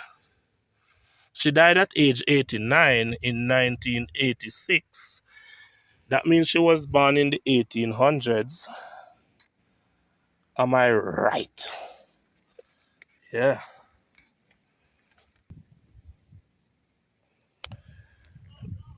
The minute I see these two graves, I know they are husband and wives. Same type of headstone, same type of tiling.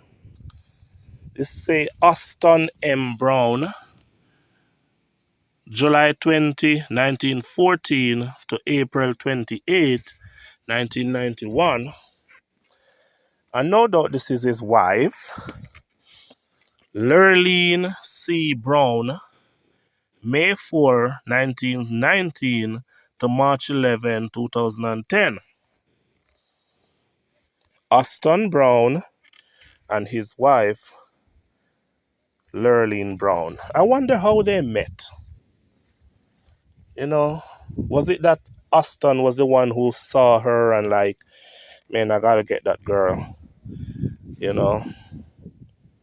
Whatever the case is, they met, they fell in love, they got married, and now they're resting beside each other.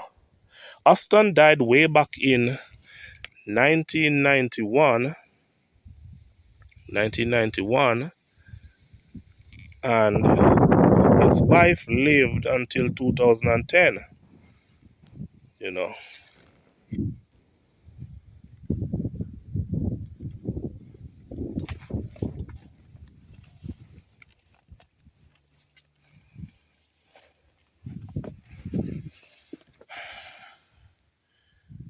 Greta Leone Williams, a dear wife, mother, grandmother, sister, and friend A woman who fears the Lord is to be praised. She was born in 1931 and she died in the year 2000. Greta Leone Williams. This is the grave of Agatha Robinson. Agatha Robinson, 1909 to the year 2001.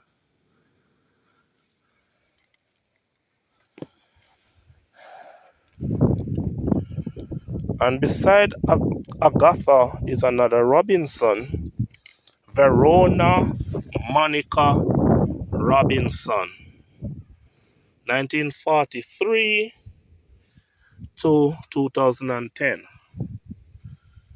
I don't know, they could be related. They could be related.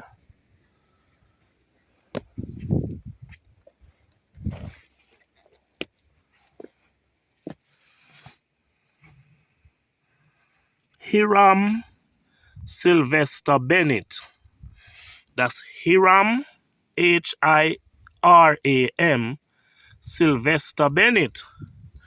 Born in 1933, died in 2006.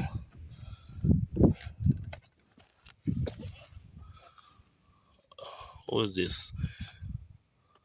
Lenore? I think that's Lenore.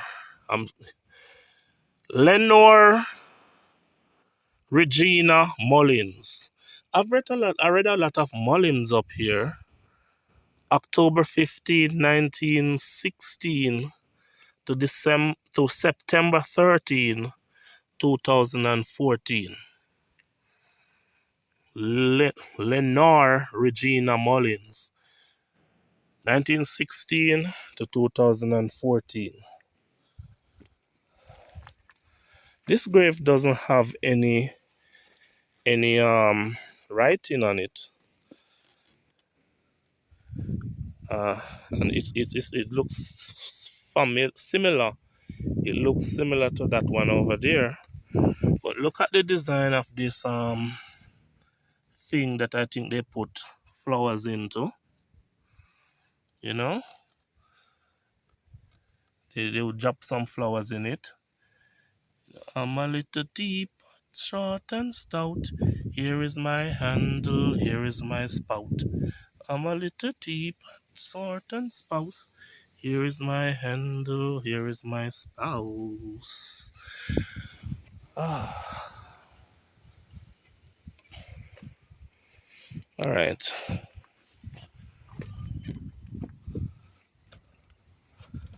Lancelot Jones.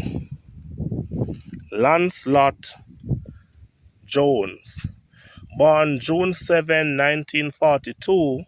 Died April 7, 2011. Lancelot.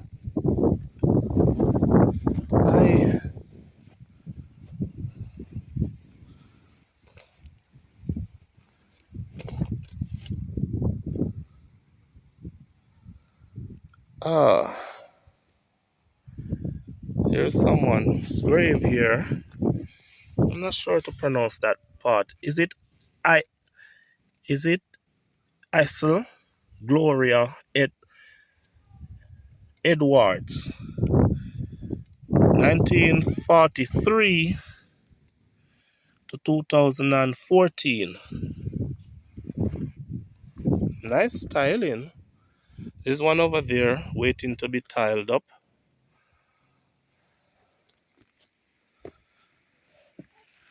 Says, in loving memory of a dear wife, Adina Powell, she was born the 1 of the 1, which means the 1st of January, 1925, and died the 21st of March, 2005. She left husband, children, relatives, and friends. Adina Powell. So, wow. Wow.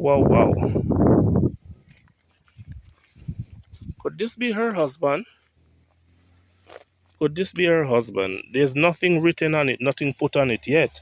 But they said she died leaving her husband. And a grave exactly like her is built here. So this could have been the grave of her husband. But this thing is not added to it yet.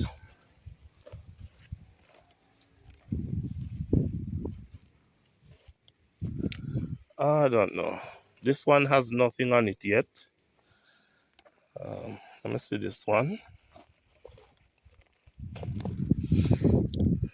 Imogen Hibbert, knee white. So she was born Imogen White, and she married to a man called Hibbert. So she's Imogen Hibbert. She was born in 1923 and she died in 2011. Here we have the grave of Mervyn Williams, June 6, 1927 to April 9, 2019. Mervyn Williams, husband of Greta Leone. Hold on. Husband of Greta Leone. I remember reading a Greta Leone. You remember? I remember reading a Greta Leone.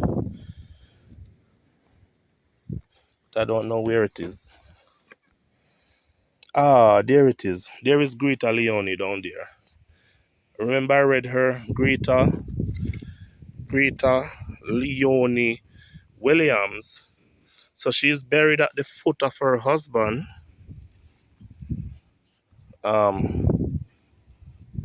Yeah. She's buried at the foot of, or her husband is buried at the head ahead of her because she died first. So this is the husband, and at his foot is his wife. They said it here, husband of Greta Leone. Clement Smith, 1924 to 2007. Clement Smith. And over here we have David Samuel Russell.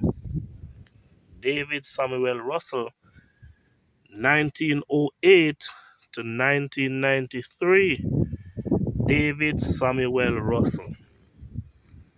I have one here.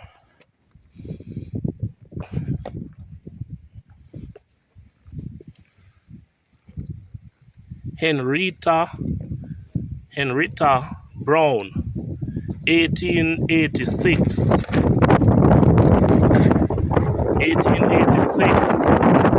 1986. She was almost 100 years old. She was almost 100 years old, man.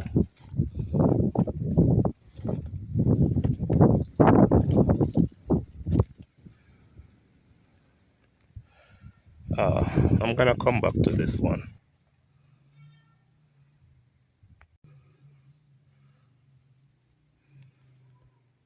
This is the grave of Bolivar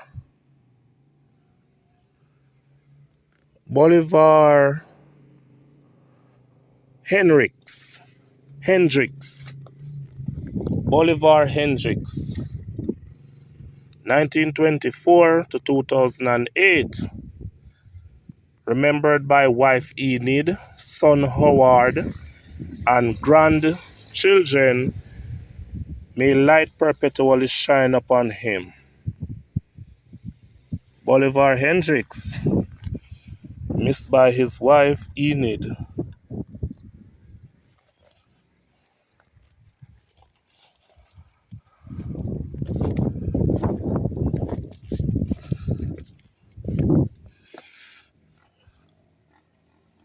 This is the grave of Enid Beatrice Dyer, 1915 to 2011. I think they had a picture here, but it's all gone. If you're gonna put a picture on a grave, it should be plaqued or enamel, or it's not gonna last. So Enid Beatrice Dyer.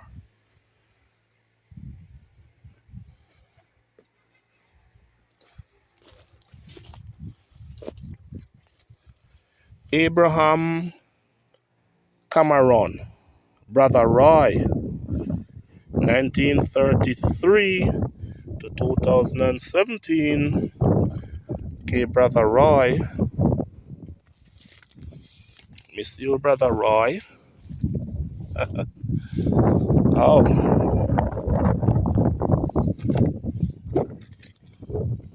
Hazel Alberta Morgan.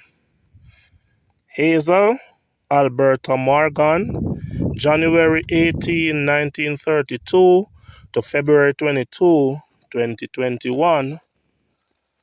It's a tall grave, meaning that they didn't go down deep for the casket. Oh, look at that little lizard. Oh.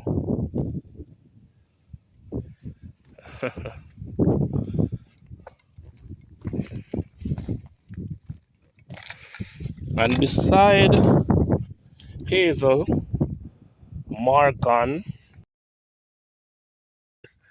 this is Kenneth Morgan, 1934 to 2012.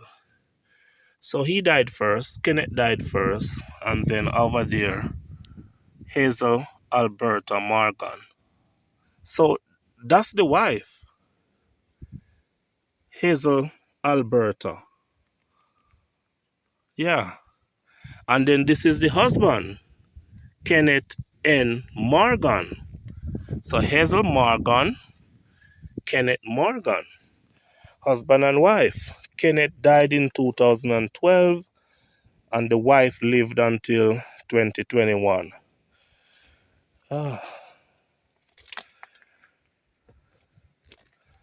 This is the grave of Olga Agatha Blake, born October 10, 1920, died July 27, 2009. Olga Agatha Blake. I like that name, Olga. You know? Oh, they're fixing this up. They're doing some job on it. Then you have, say, Forever in Our Hearts, Etta Robinson Fagan, Miss Etta. Miss Etta. Miss Etta, Miss Etta. August 4, 1923 to May 3, 2019. Miss Etta. Etta Robinson Fagan. Oh, she was born Robinson and then she married to a Fagan. Could this be her husband? I don't know. Maybe not. Maybe her husband is still alive. I don't know. Then we have some graves here that look still have some wreath on it. Still have some wreath on it. This one also. But somebody at the bottom of the grave, of this new grave, somebody put the 28th of the 12th, 2022.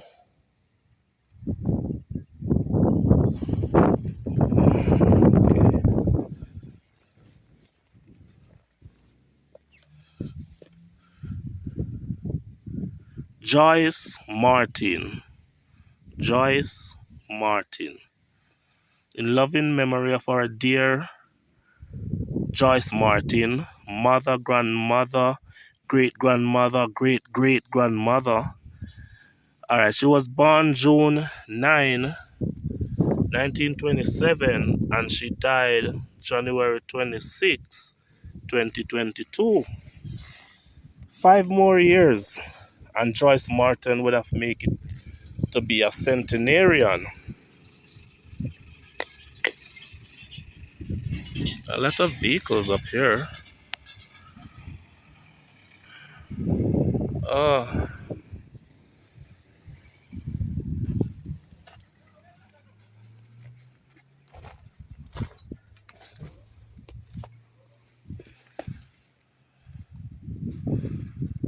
I don't know if I read this before. Lucille Maud Blair, 1920 to 2020. Lucille Maud Blair, June 14, 1920 to June 18, 2013.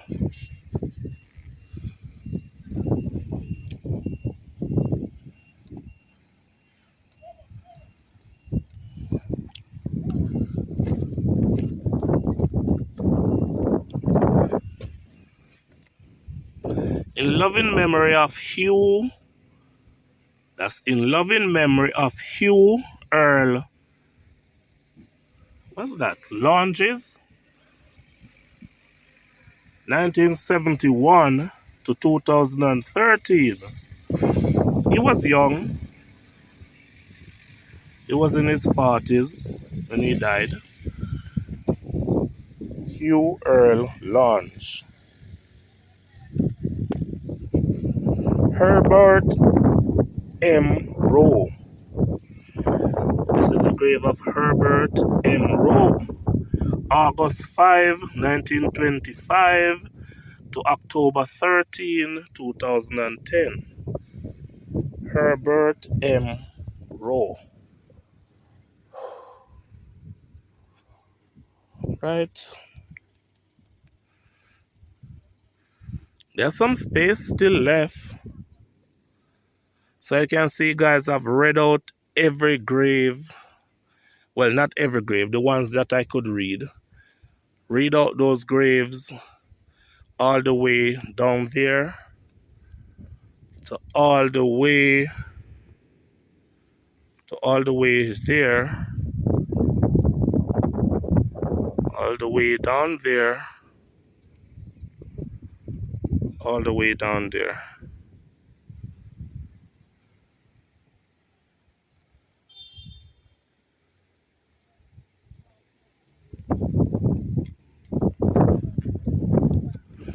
Now it's time for me to go over there. There's like a section by itself over here. Like it's a section by itself. A section by itself. And this truck carries some material. They're gonna work on a grave. They're gonna be working on a grave. I'm not gonna video them. You know, let them do their work. I don't mind.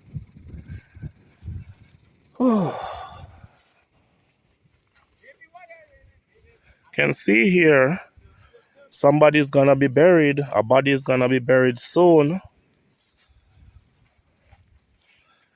I guess the person was alive when I was up here the first time. You know? And now I'm up here and they're gonna be buried. So I'm gonna be reading all these graves. Right, let's begin.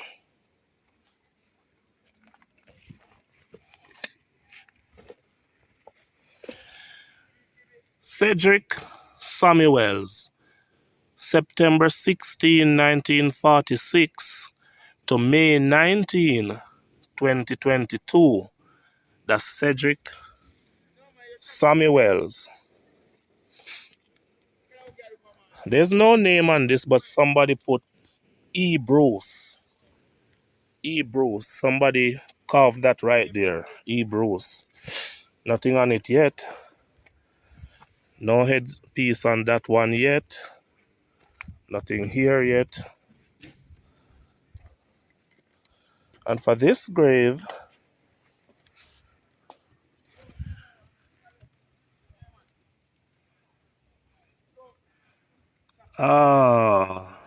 Cleve Hendricks. Cleve Hendricks, born January 8, 1938, died January 10, 2021. So this section is the newer section, obviously. The newer sections.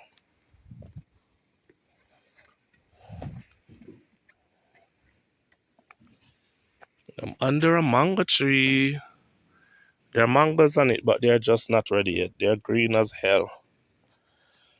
And this is the grave of Trevor Bent. Trevor Bent. April 27, 1951 to July 14, 2019. Trevor Bent. Oh, this mango tree is so cool. It's really cool down here.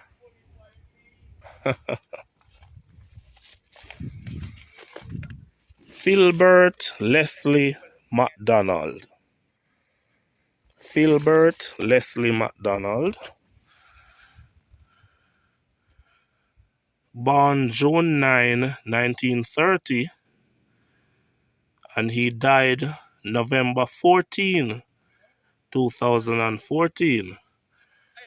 Filbert Leslie MacDonald. There are some other graves there, but they have nothing on them. This can let you see how they design the graves. The blocks are laid on their sides. So it's gonna really look good if they complete it.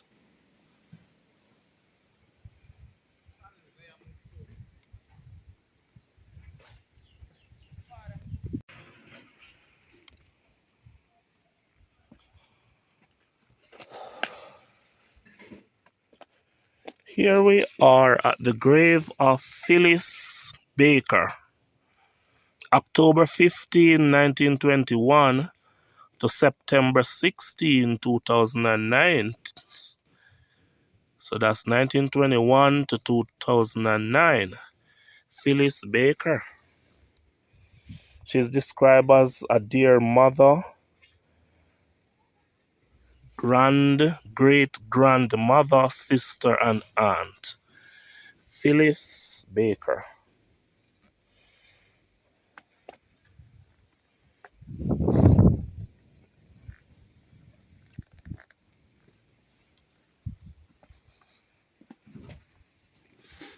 In loving memory of Clarice James.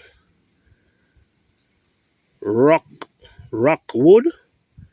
What's that? Rockwood. Born the 25th of September 1925. Died the 6th of December 2014. Clarice James Rockwood. This is beautiful. Neatly done. But guys, come on. You need to put names on it.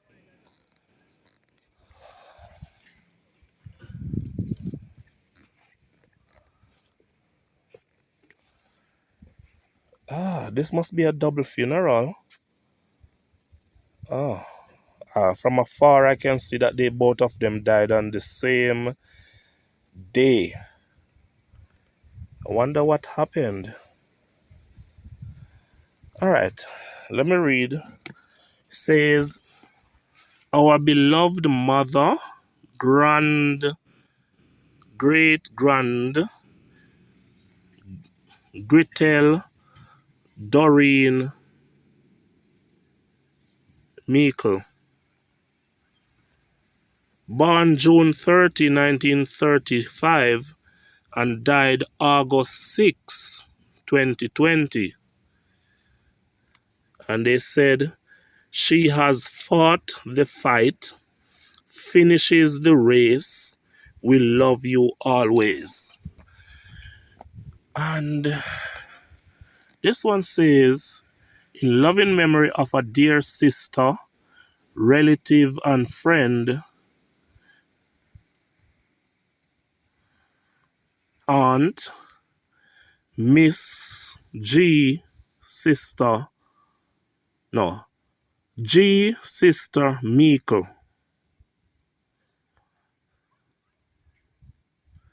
June 30, 1935 to August 6, 2020. Hold on. Is this the same person? What's going on here? No, man, this is the same person. It's not two different persons. No, sir. I see him. So the two headstone is for the same person. June 30, 1935. June 30. It's the same person. I thought it was two different persons. The same person. So why would they? Maybe it's two different set of people. Maybe it's one family member build a headstone and another build a headstone, and they just put the two of them there. In that case, okay, so this is the grave of Gretel Doreen. If it's not Michael, it's Michael. I don't know. Okay, so it's Michael. So it's one person. But from afar, you would think that it was two persons. It's one person, with two headstones. Nice little design at the side here. Look at nice little design where even the grass grows in it. That's nice. Nice design.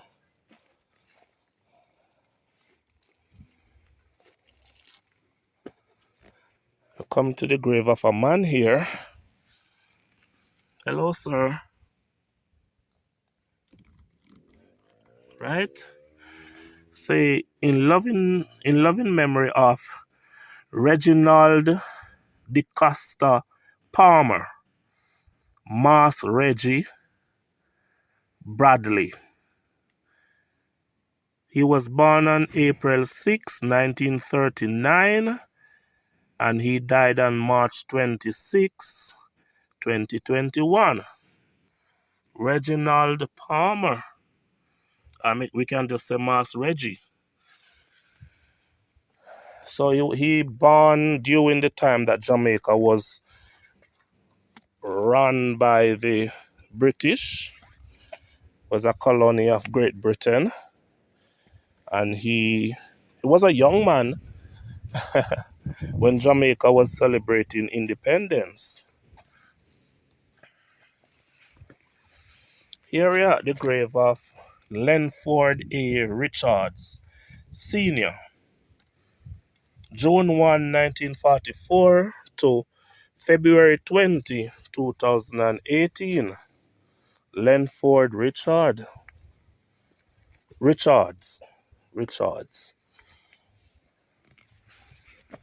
Even a small little nameplate is better than none. I'm telling you that. Wow, look at this. It say happy birthday. Is that what it says? Happy birthday? Let me see if that's what it says. Yeah, happy birthday. When it was designed, I'm sure it looked like a cake, but it's not looking like a cake now. It says happy birthday, Dad. So they were out here celebrating his birthday. They remember Dad's birthday. See, in loving memory of husband, father, grandfather, great-grandfather, Everald Reed. Everald Reed. He was born in 1933 and he died on January 20, 2018. The grave of Everald Reed.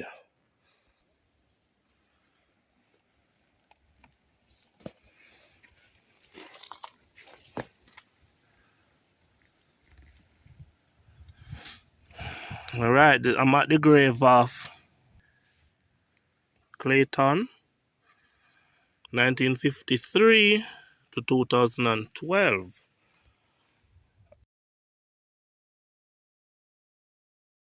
We have the grave of Cleveland Sylvester Williams, called Poon, 1923 to 2010. He was a husband, father, and grandfather. Cleveland Sylvester Williams. I could just say Pun, right?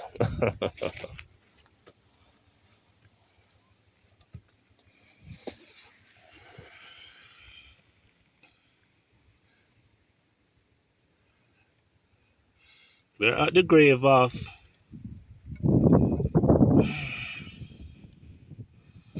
I can't pronounce this name, guy.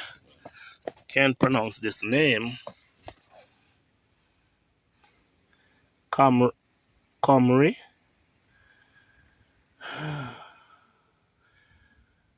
October 6, 1924 to May 3, 2010.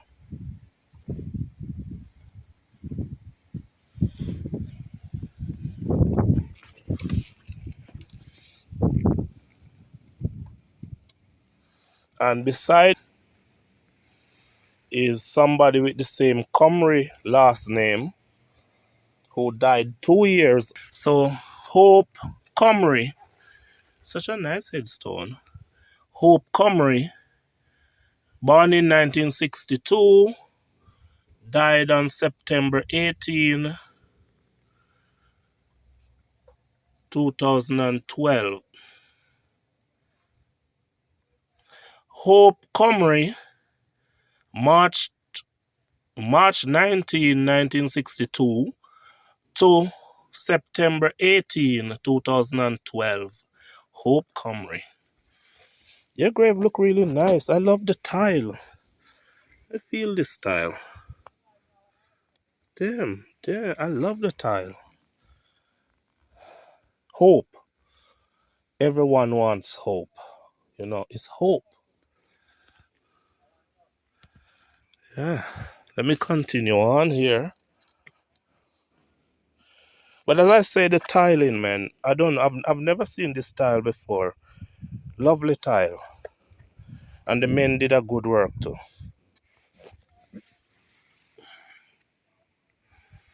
Lansfield Seymour Brown. 14 of the 5, 1944 to the 28th of the 9, 2014. And they said, it broke our hearts to lose you, but you did not go alone. For part of us went with you the day God called you home. And they say, beloved by wife, children, other relatives, cherished by friends, too well loved to ever be forgotten. And this is his photo. This is a photo of him, a gentleman's smile, and he have on the a nice outfit, the bow tie. I love bow ties. I love bow ties. It makes you look very gentleman. Okay, Mr. Lansfield Seymour Brown. Rest in peace, sir. They say, Dad, you were really loved, sir.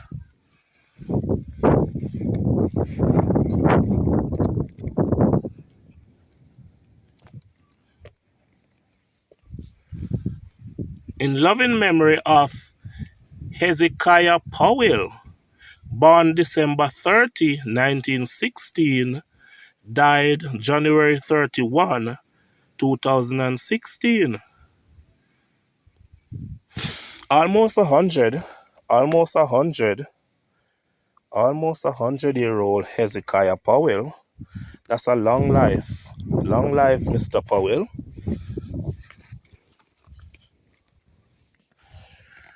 In loving memory of our beloved mother and grandmother, Hortense Morgan, April 28, 1940 to August 22, 2017. Hortense Morgan.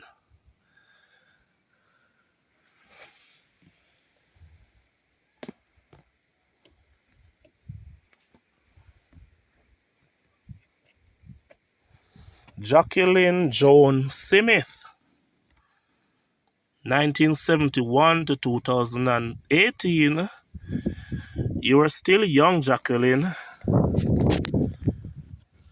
You were still young.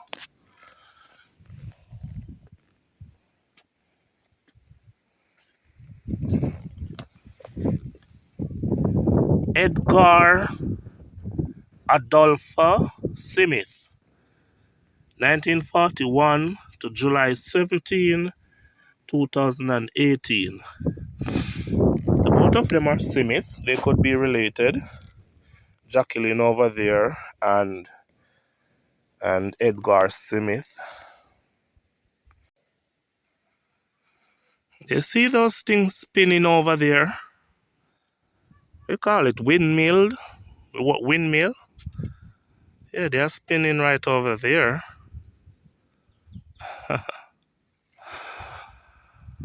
Okay. Ryan O'Neill Smith White. Sorry. Ryan O'Neill White. October 2, 1946 to November 8, 2022. Beloved husband, father, grandfather, son, brother, and friend. Ryan O'Neill White.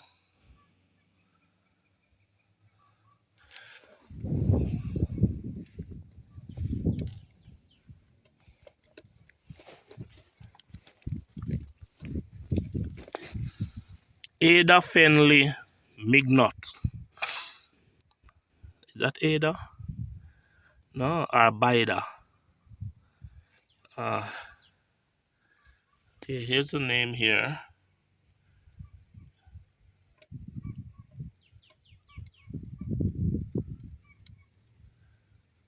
Sunrise July 17, 1946 to sunset June 15, 2022. Rest well, Maud. So she was called Maud. Okay, Maud. They say you must rest well. You know.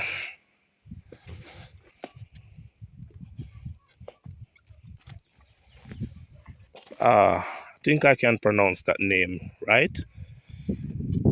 Benito Vaughan White. So Benito White. February 9, 1949 to May 15, 2022. What a lovely grave. So neatly done. Wow. Wow. And over on the right of Benito, we have Dolores Conn, 1948 to 2021. There's a photograph of her there. She looks as if she's an Indian, or as we call it in Jamaica, coolie. Dolores Conn.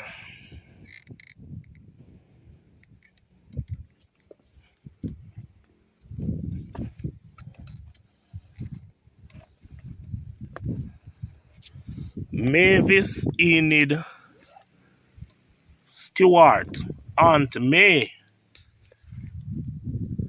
Born 1920. She was born in 1920 and she died in 2017.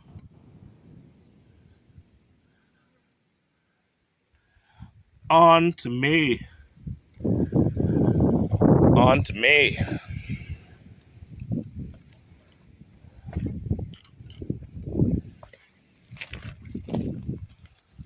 Colin A. Newman. That's Colin A. Newman.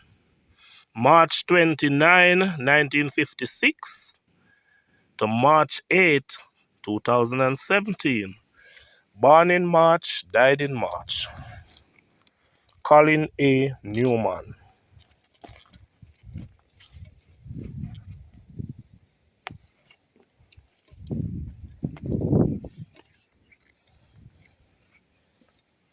Francis William.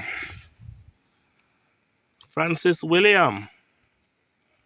June 22, 1941 to September 23, 2011. Francis O. Ewart Williams. 1941 to 2011.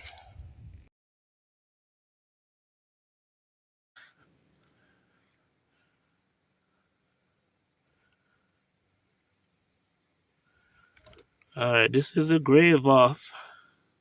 I always can't figure out that font. So that is it. Mr. Barrett. 1920 to 2013.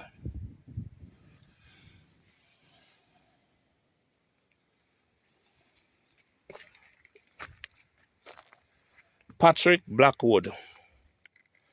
This is the grave of Patrick Blackwood.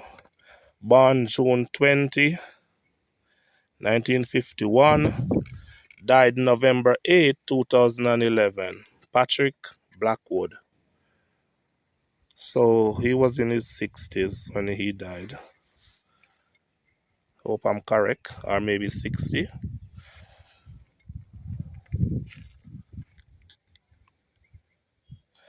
Veron Kincaid.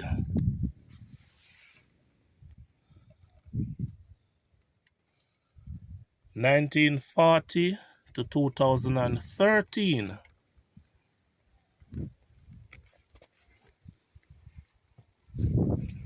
This grave is styled to look like that grave over there. Could they be related? Because usually that's the case. I don't think so.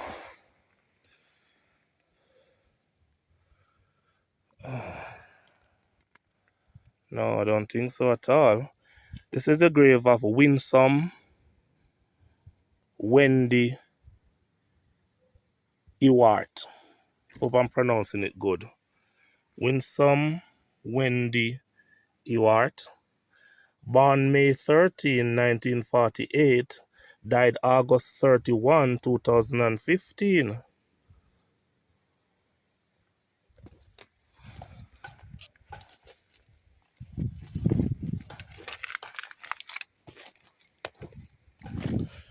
Oh, this say reserved. So it's reserved for somebody who is not yet dead.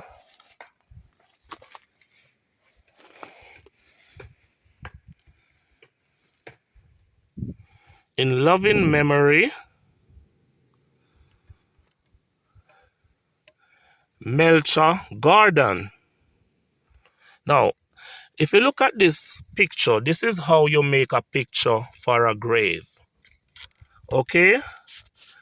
This is how you make a picture for a grave. A lot of people, they come, they put picture on graves and it don't last. This is how you make a picture. 200 years from now, you can come back to see Mr. Gordon picture. This picture will survive rain, storm, and sunshine.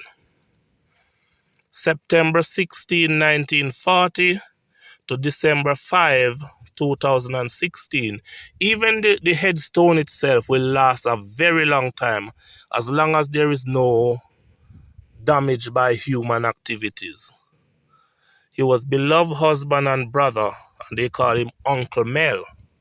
If you look at the words are carved into the thing here. That's gonna last a long time. Melcher Gordon.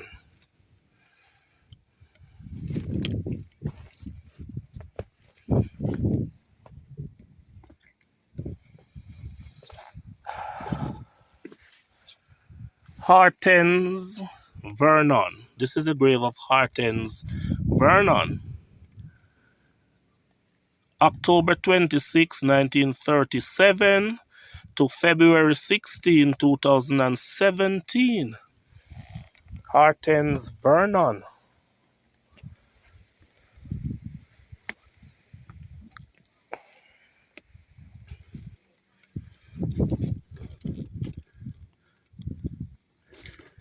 How do I pronounce this name now? Ernest Kogel. I hate to mess up name, you know. Ernest Kogel, 1934 to 2019. 1934 to 2019.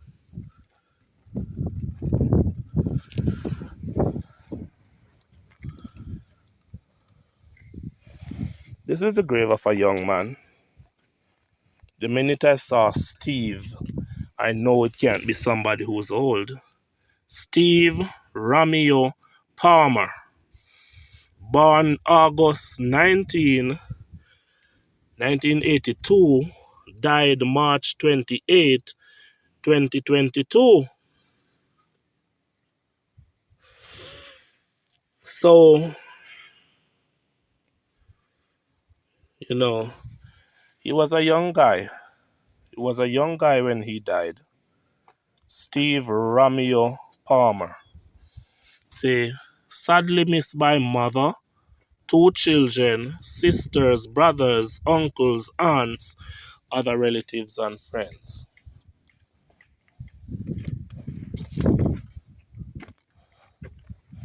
Here again is another reserve spot. Reserve, reserve, reserve.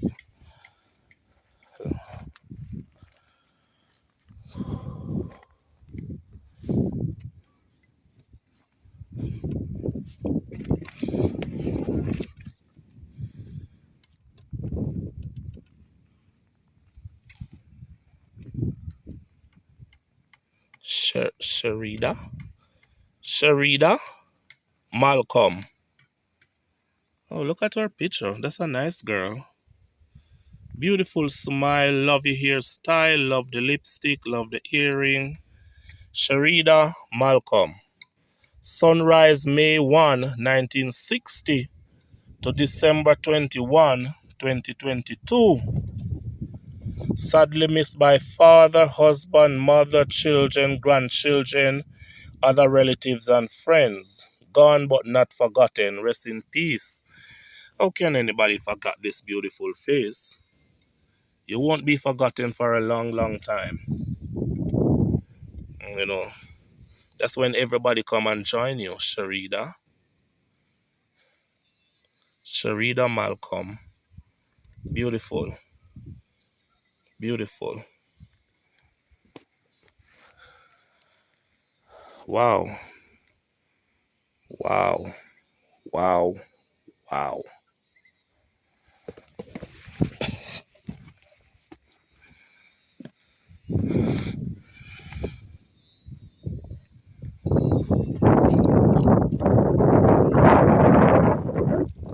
In loving memory of Bernard Adrian Bailey. That's Bernard Adrian Bailey. World's best husband and father. Forever in our hearts. And this is a picture of the man. Bernard Adrian Bailey. Again, look at this picture. This picture will last for a good time. So he was born on November 5, 1958, and he died on May 6, 2024. And they wrote, if we could have saved you, you would have lived forever. Real love stories never die.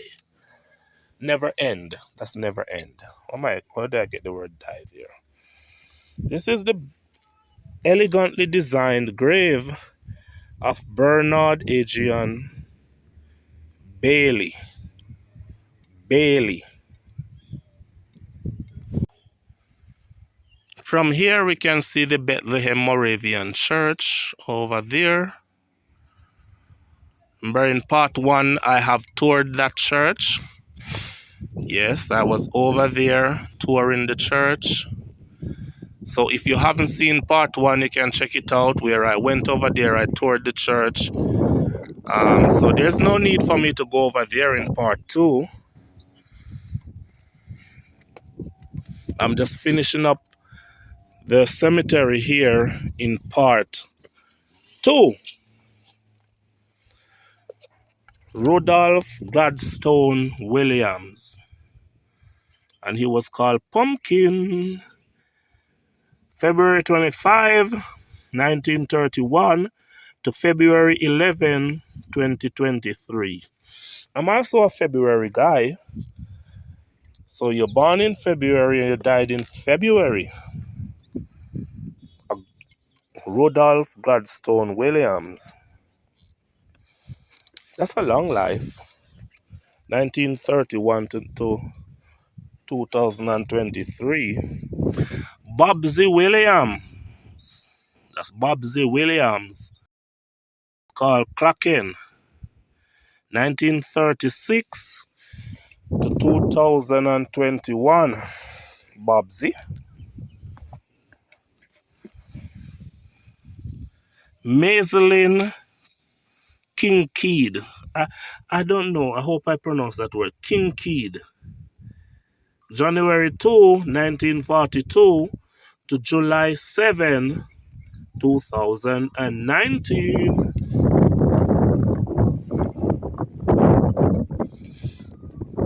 Devon Shaw, aka Blood. Why would they call you Blood? In loving memory of a dear brother, uncle, cousin, and friend, Devon C. Shaw, aka Blood. He was born on September 15, 1965, and he died December 1, 2016.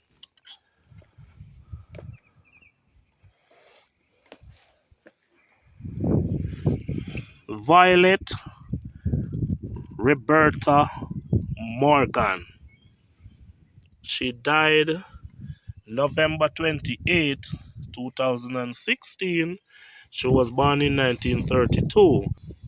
That's Violet Roberta Morgan. Miss Violet. You live a long life, Miss Violet.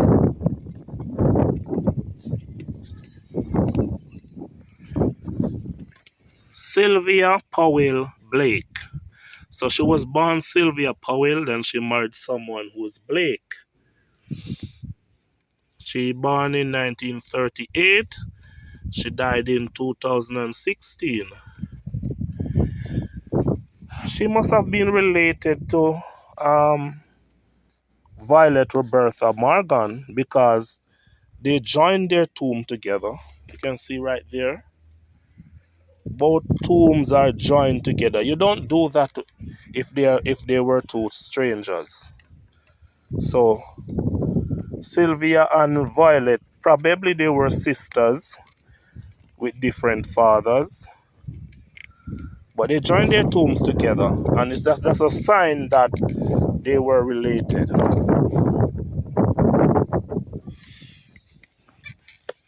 Vinette Stewart. She was born in 1957 and she died on July 18, 2015.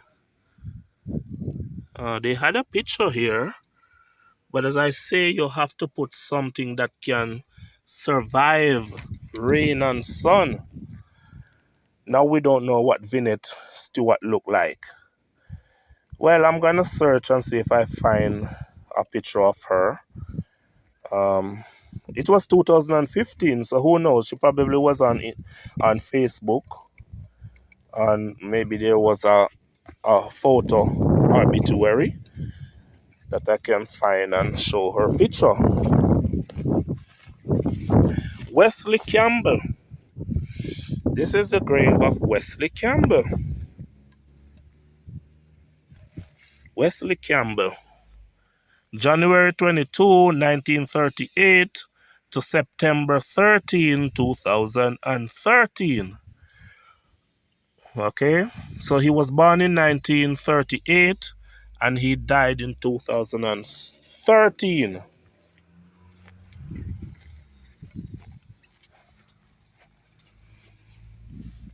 Miriam Rowe. January 12, 1920 to December 16, 2011. All right, Miriam, that's your grave there. 1920 to 2011.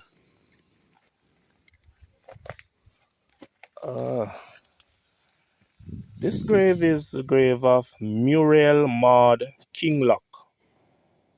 Kinglock. This is the second time I hear the last name Kinglock here.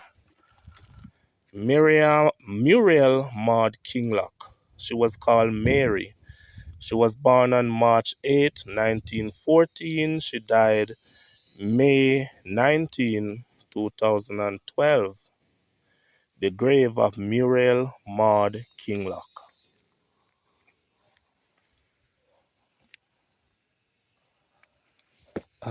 Right.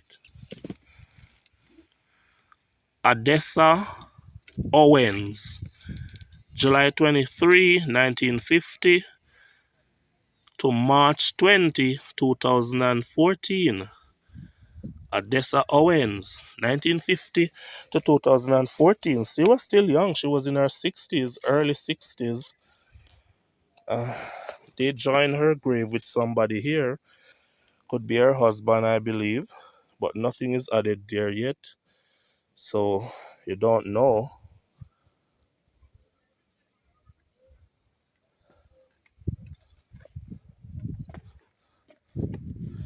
Jennifer Henrietta Dixon, July 13, 1955 to March 10, 2015. So she was born in 1955 and she died in 2015. Still a young woman, Jennifer. Still a young woman. Let me just do all the grave here. Do all the grave in this section. Instead of traveling all the way down that row. That's over the school there. Students walking. This is the grave of Lasmin Adassa Powell, November 22, 1950 to September 2, 2012. So she was 61-year-old, Lasmin Adassa Powell. She was described as a mother, grandmother, sister, aunt, and friend.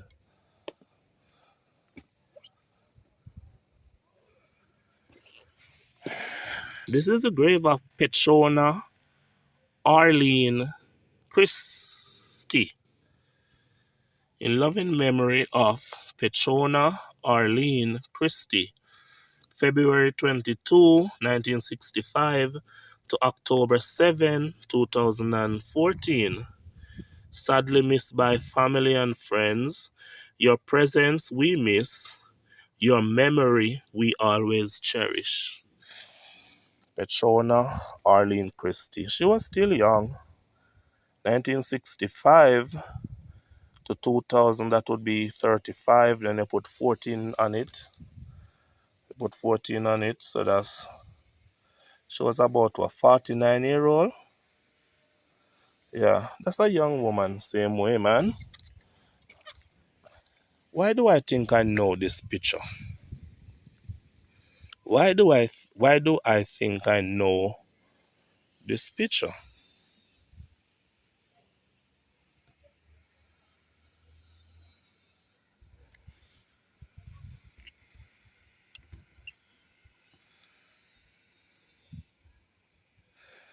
All right, let me get close to it.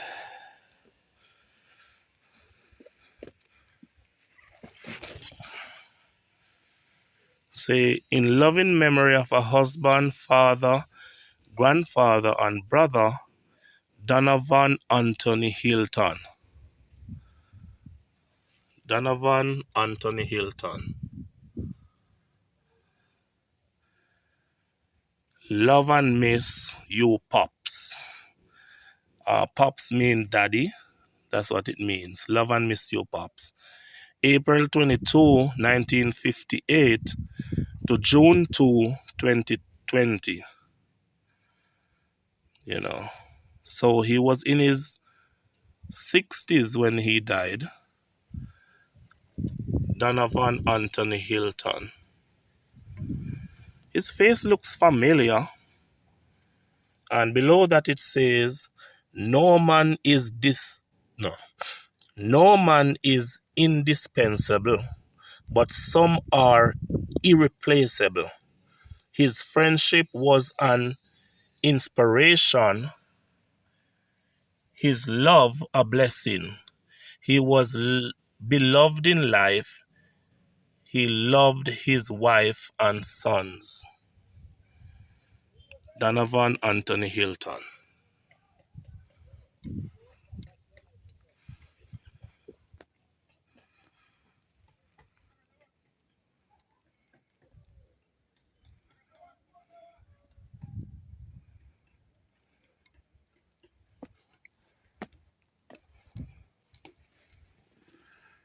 In loving memory of Wilford Hibbert,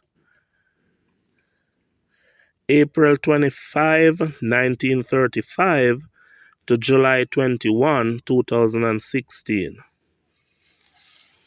And his grave is connected to somebody else. And it says, in loving memory of Elliston Hibbert, body, November 2, 1950 to July 26, 2016. They must have been brothers because Wilford over there died on July 21, 2016, and Buddy, as he's called here, Elliston Hibbert, he died on July 26. That's like 5 days later, 2016. The both of them died in the same month, the same year, and they are buried here. I think they were brothers, brothers. Just like those two graves there, they are joined together. Could be husband and wife. They don't add anything to them yet. And the same thing you'll see over there also. These are also joined up graves. These are recent. This one looked like it just happened recently. This one with the thing on it. Yeah. And this is the final grave I'm gonna be reading. The final grave, and it belongs to Beryl May Blocks Edwards. Let me read that again. Beryl May Block. No, it's Black. That's not that Black. It doesn't say Blake. It's Black Edwards. I'm just gonna say Beryl Edwards. Beryl Edwards. She born January 5, 1944, and she died July 9, 2018. Beryl Edwards.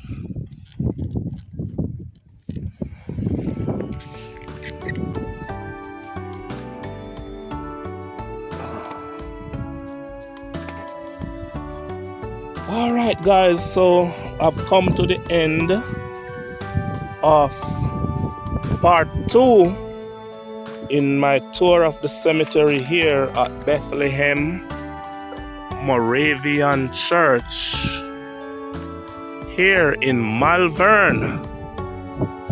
And what a tour it was. I hope you have seen your loved one. I might have missed 1 and 2 graves, I know that, but you know, I hope I have covered sufficient amount for you to find who your beloved loved ones. Thanks for watching, and I see you again in another interesting video like this.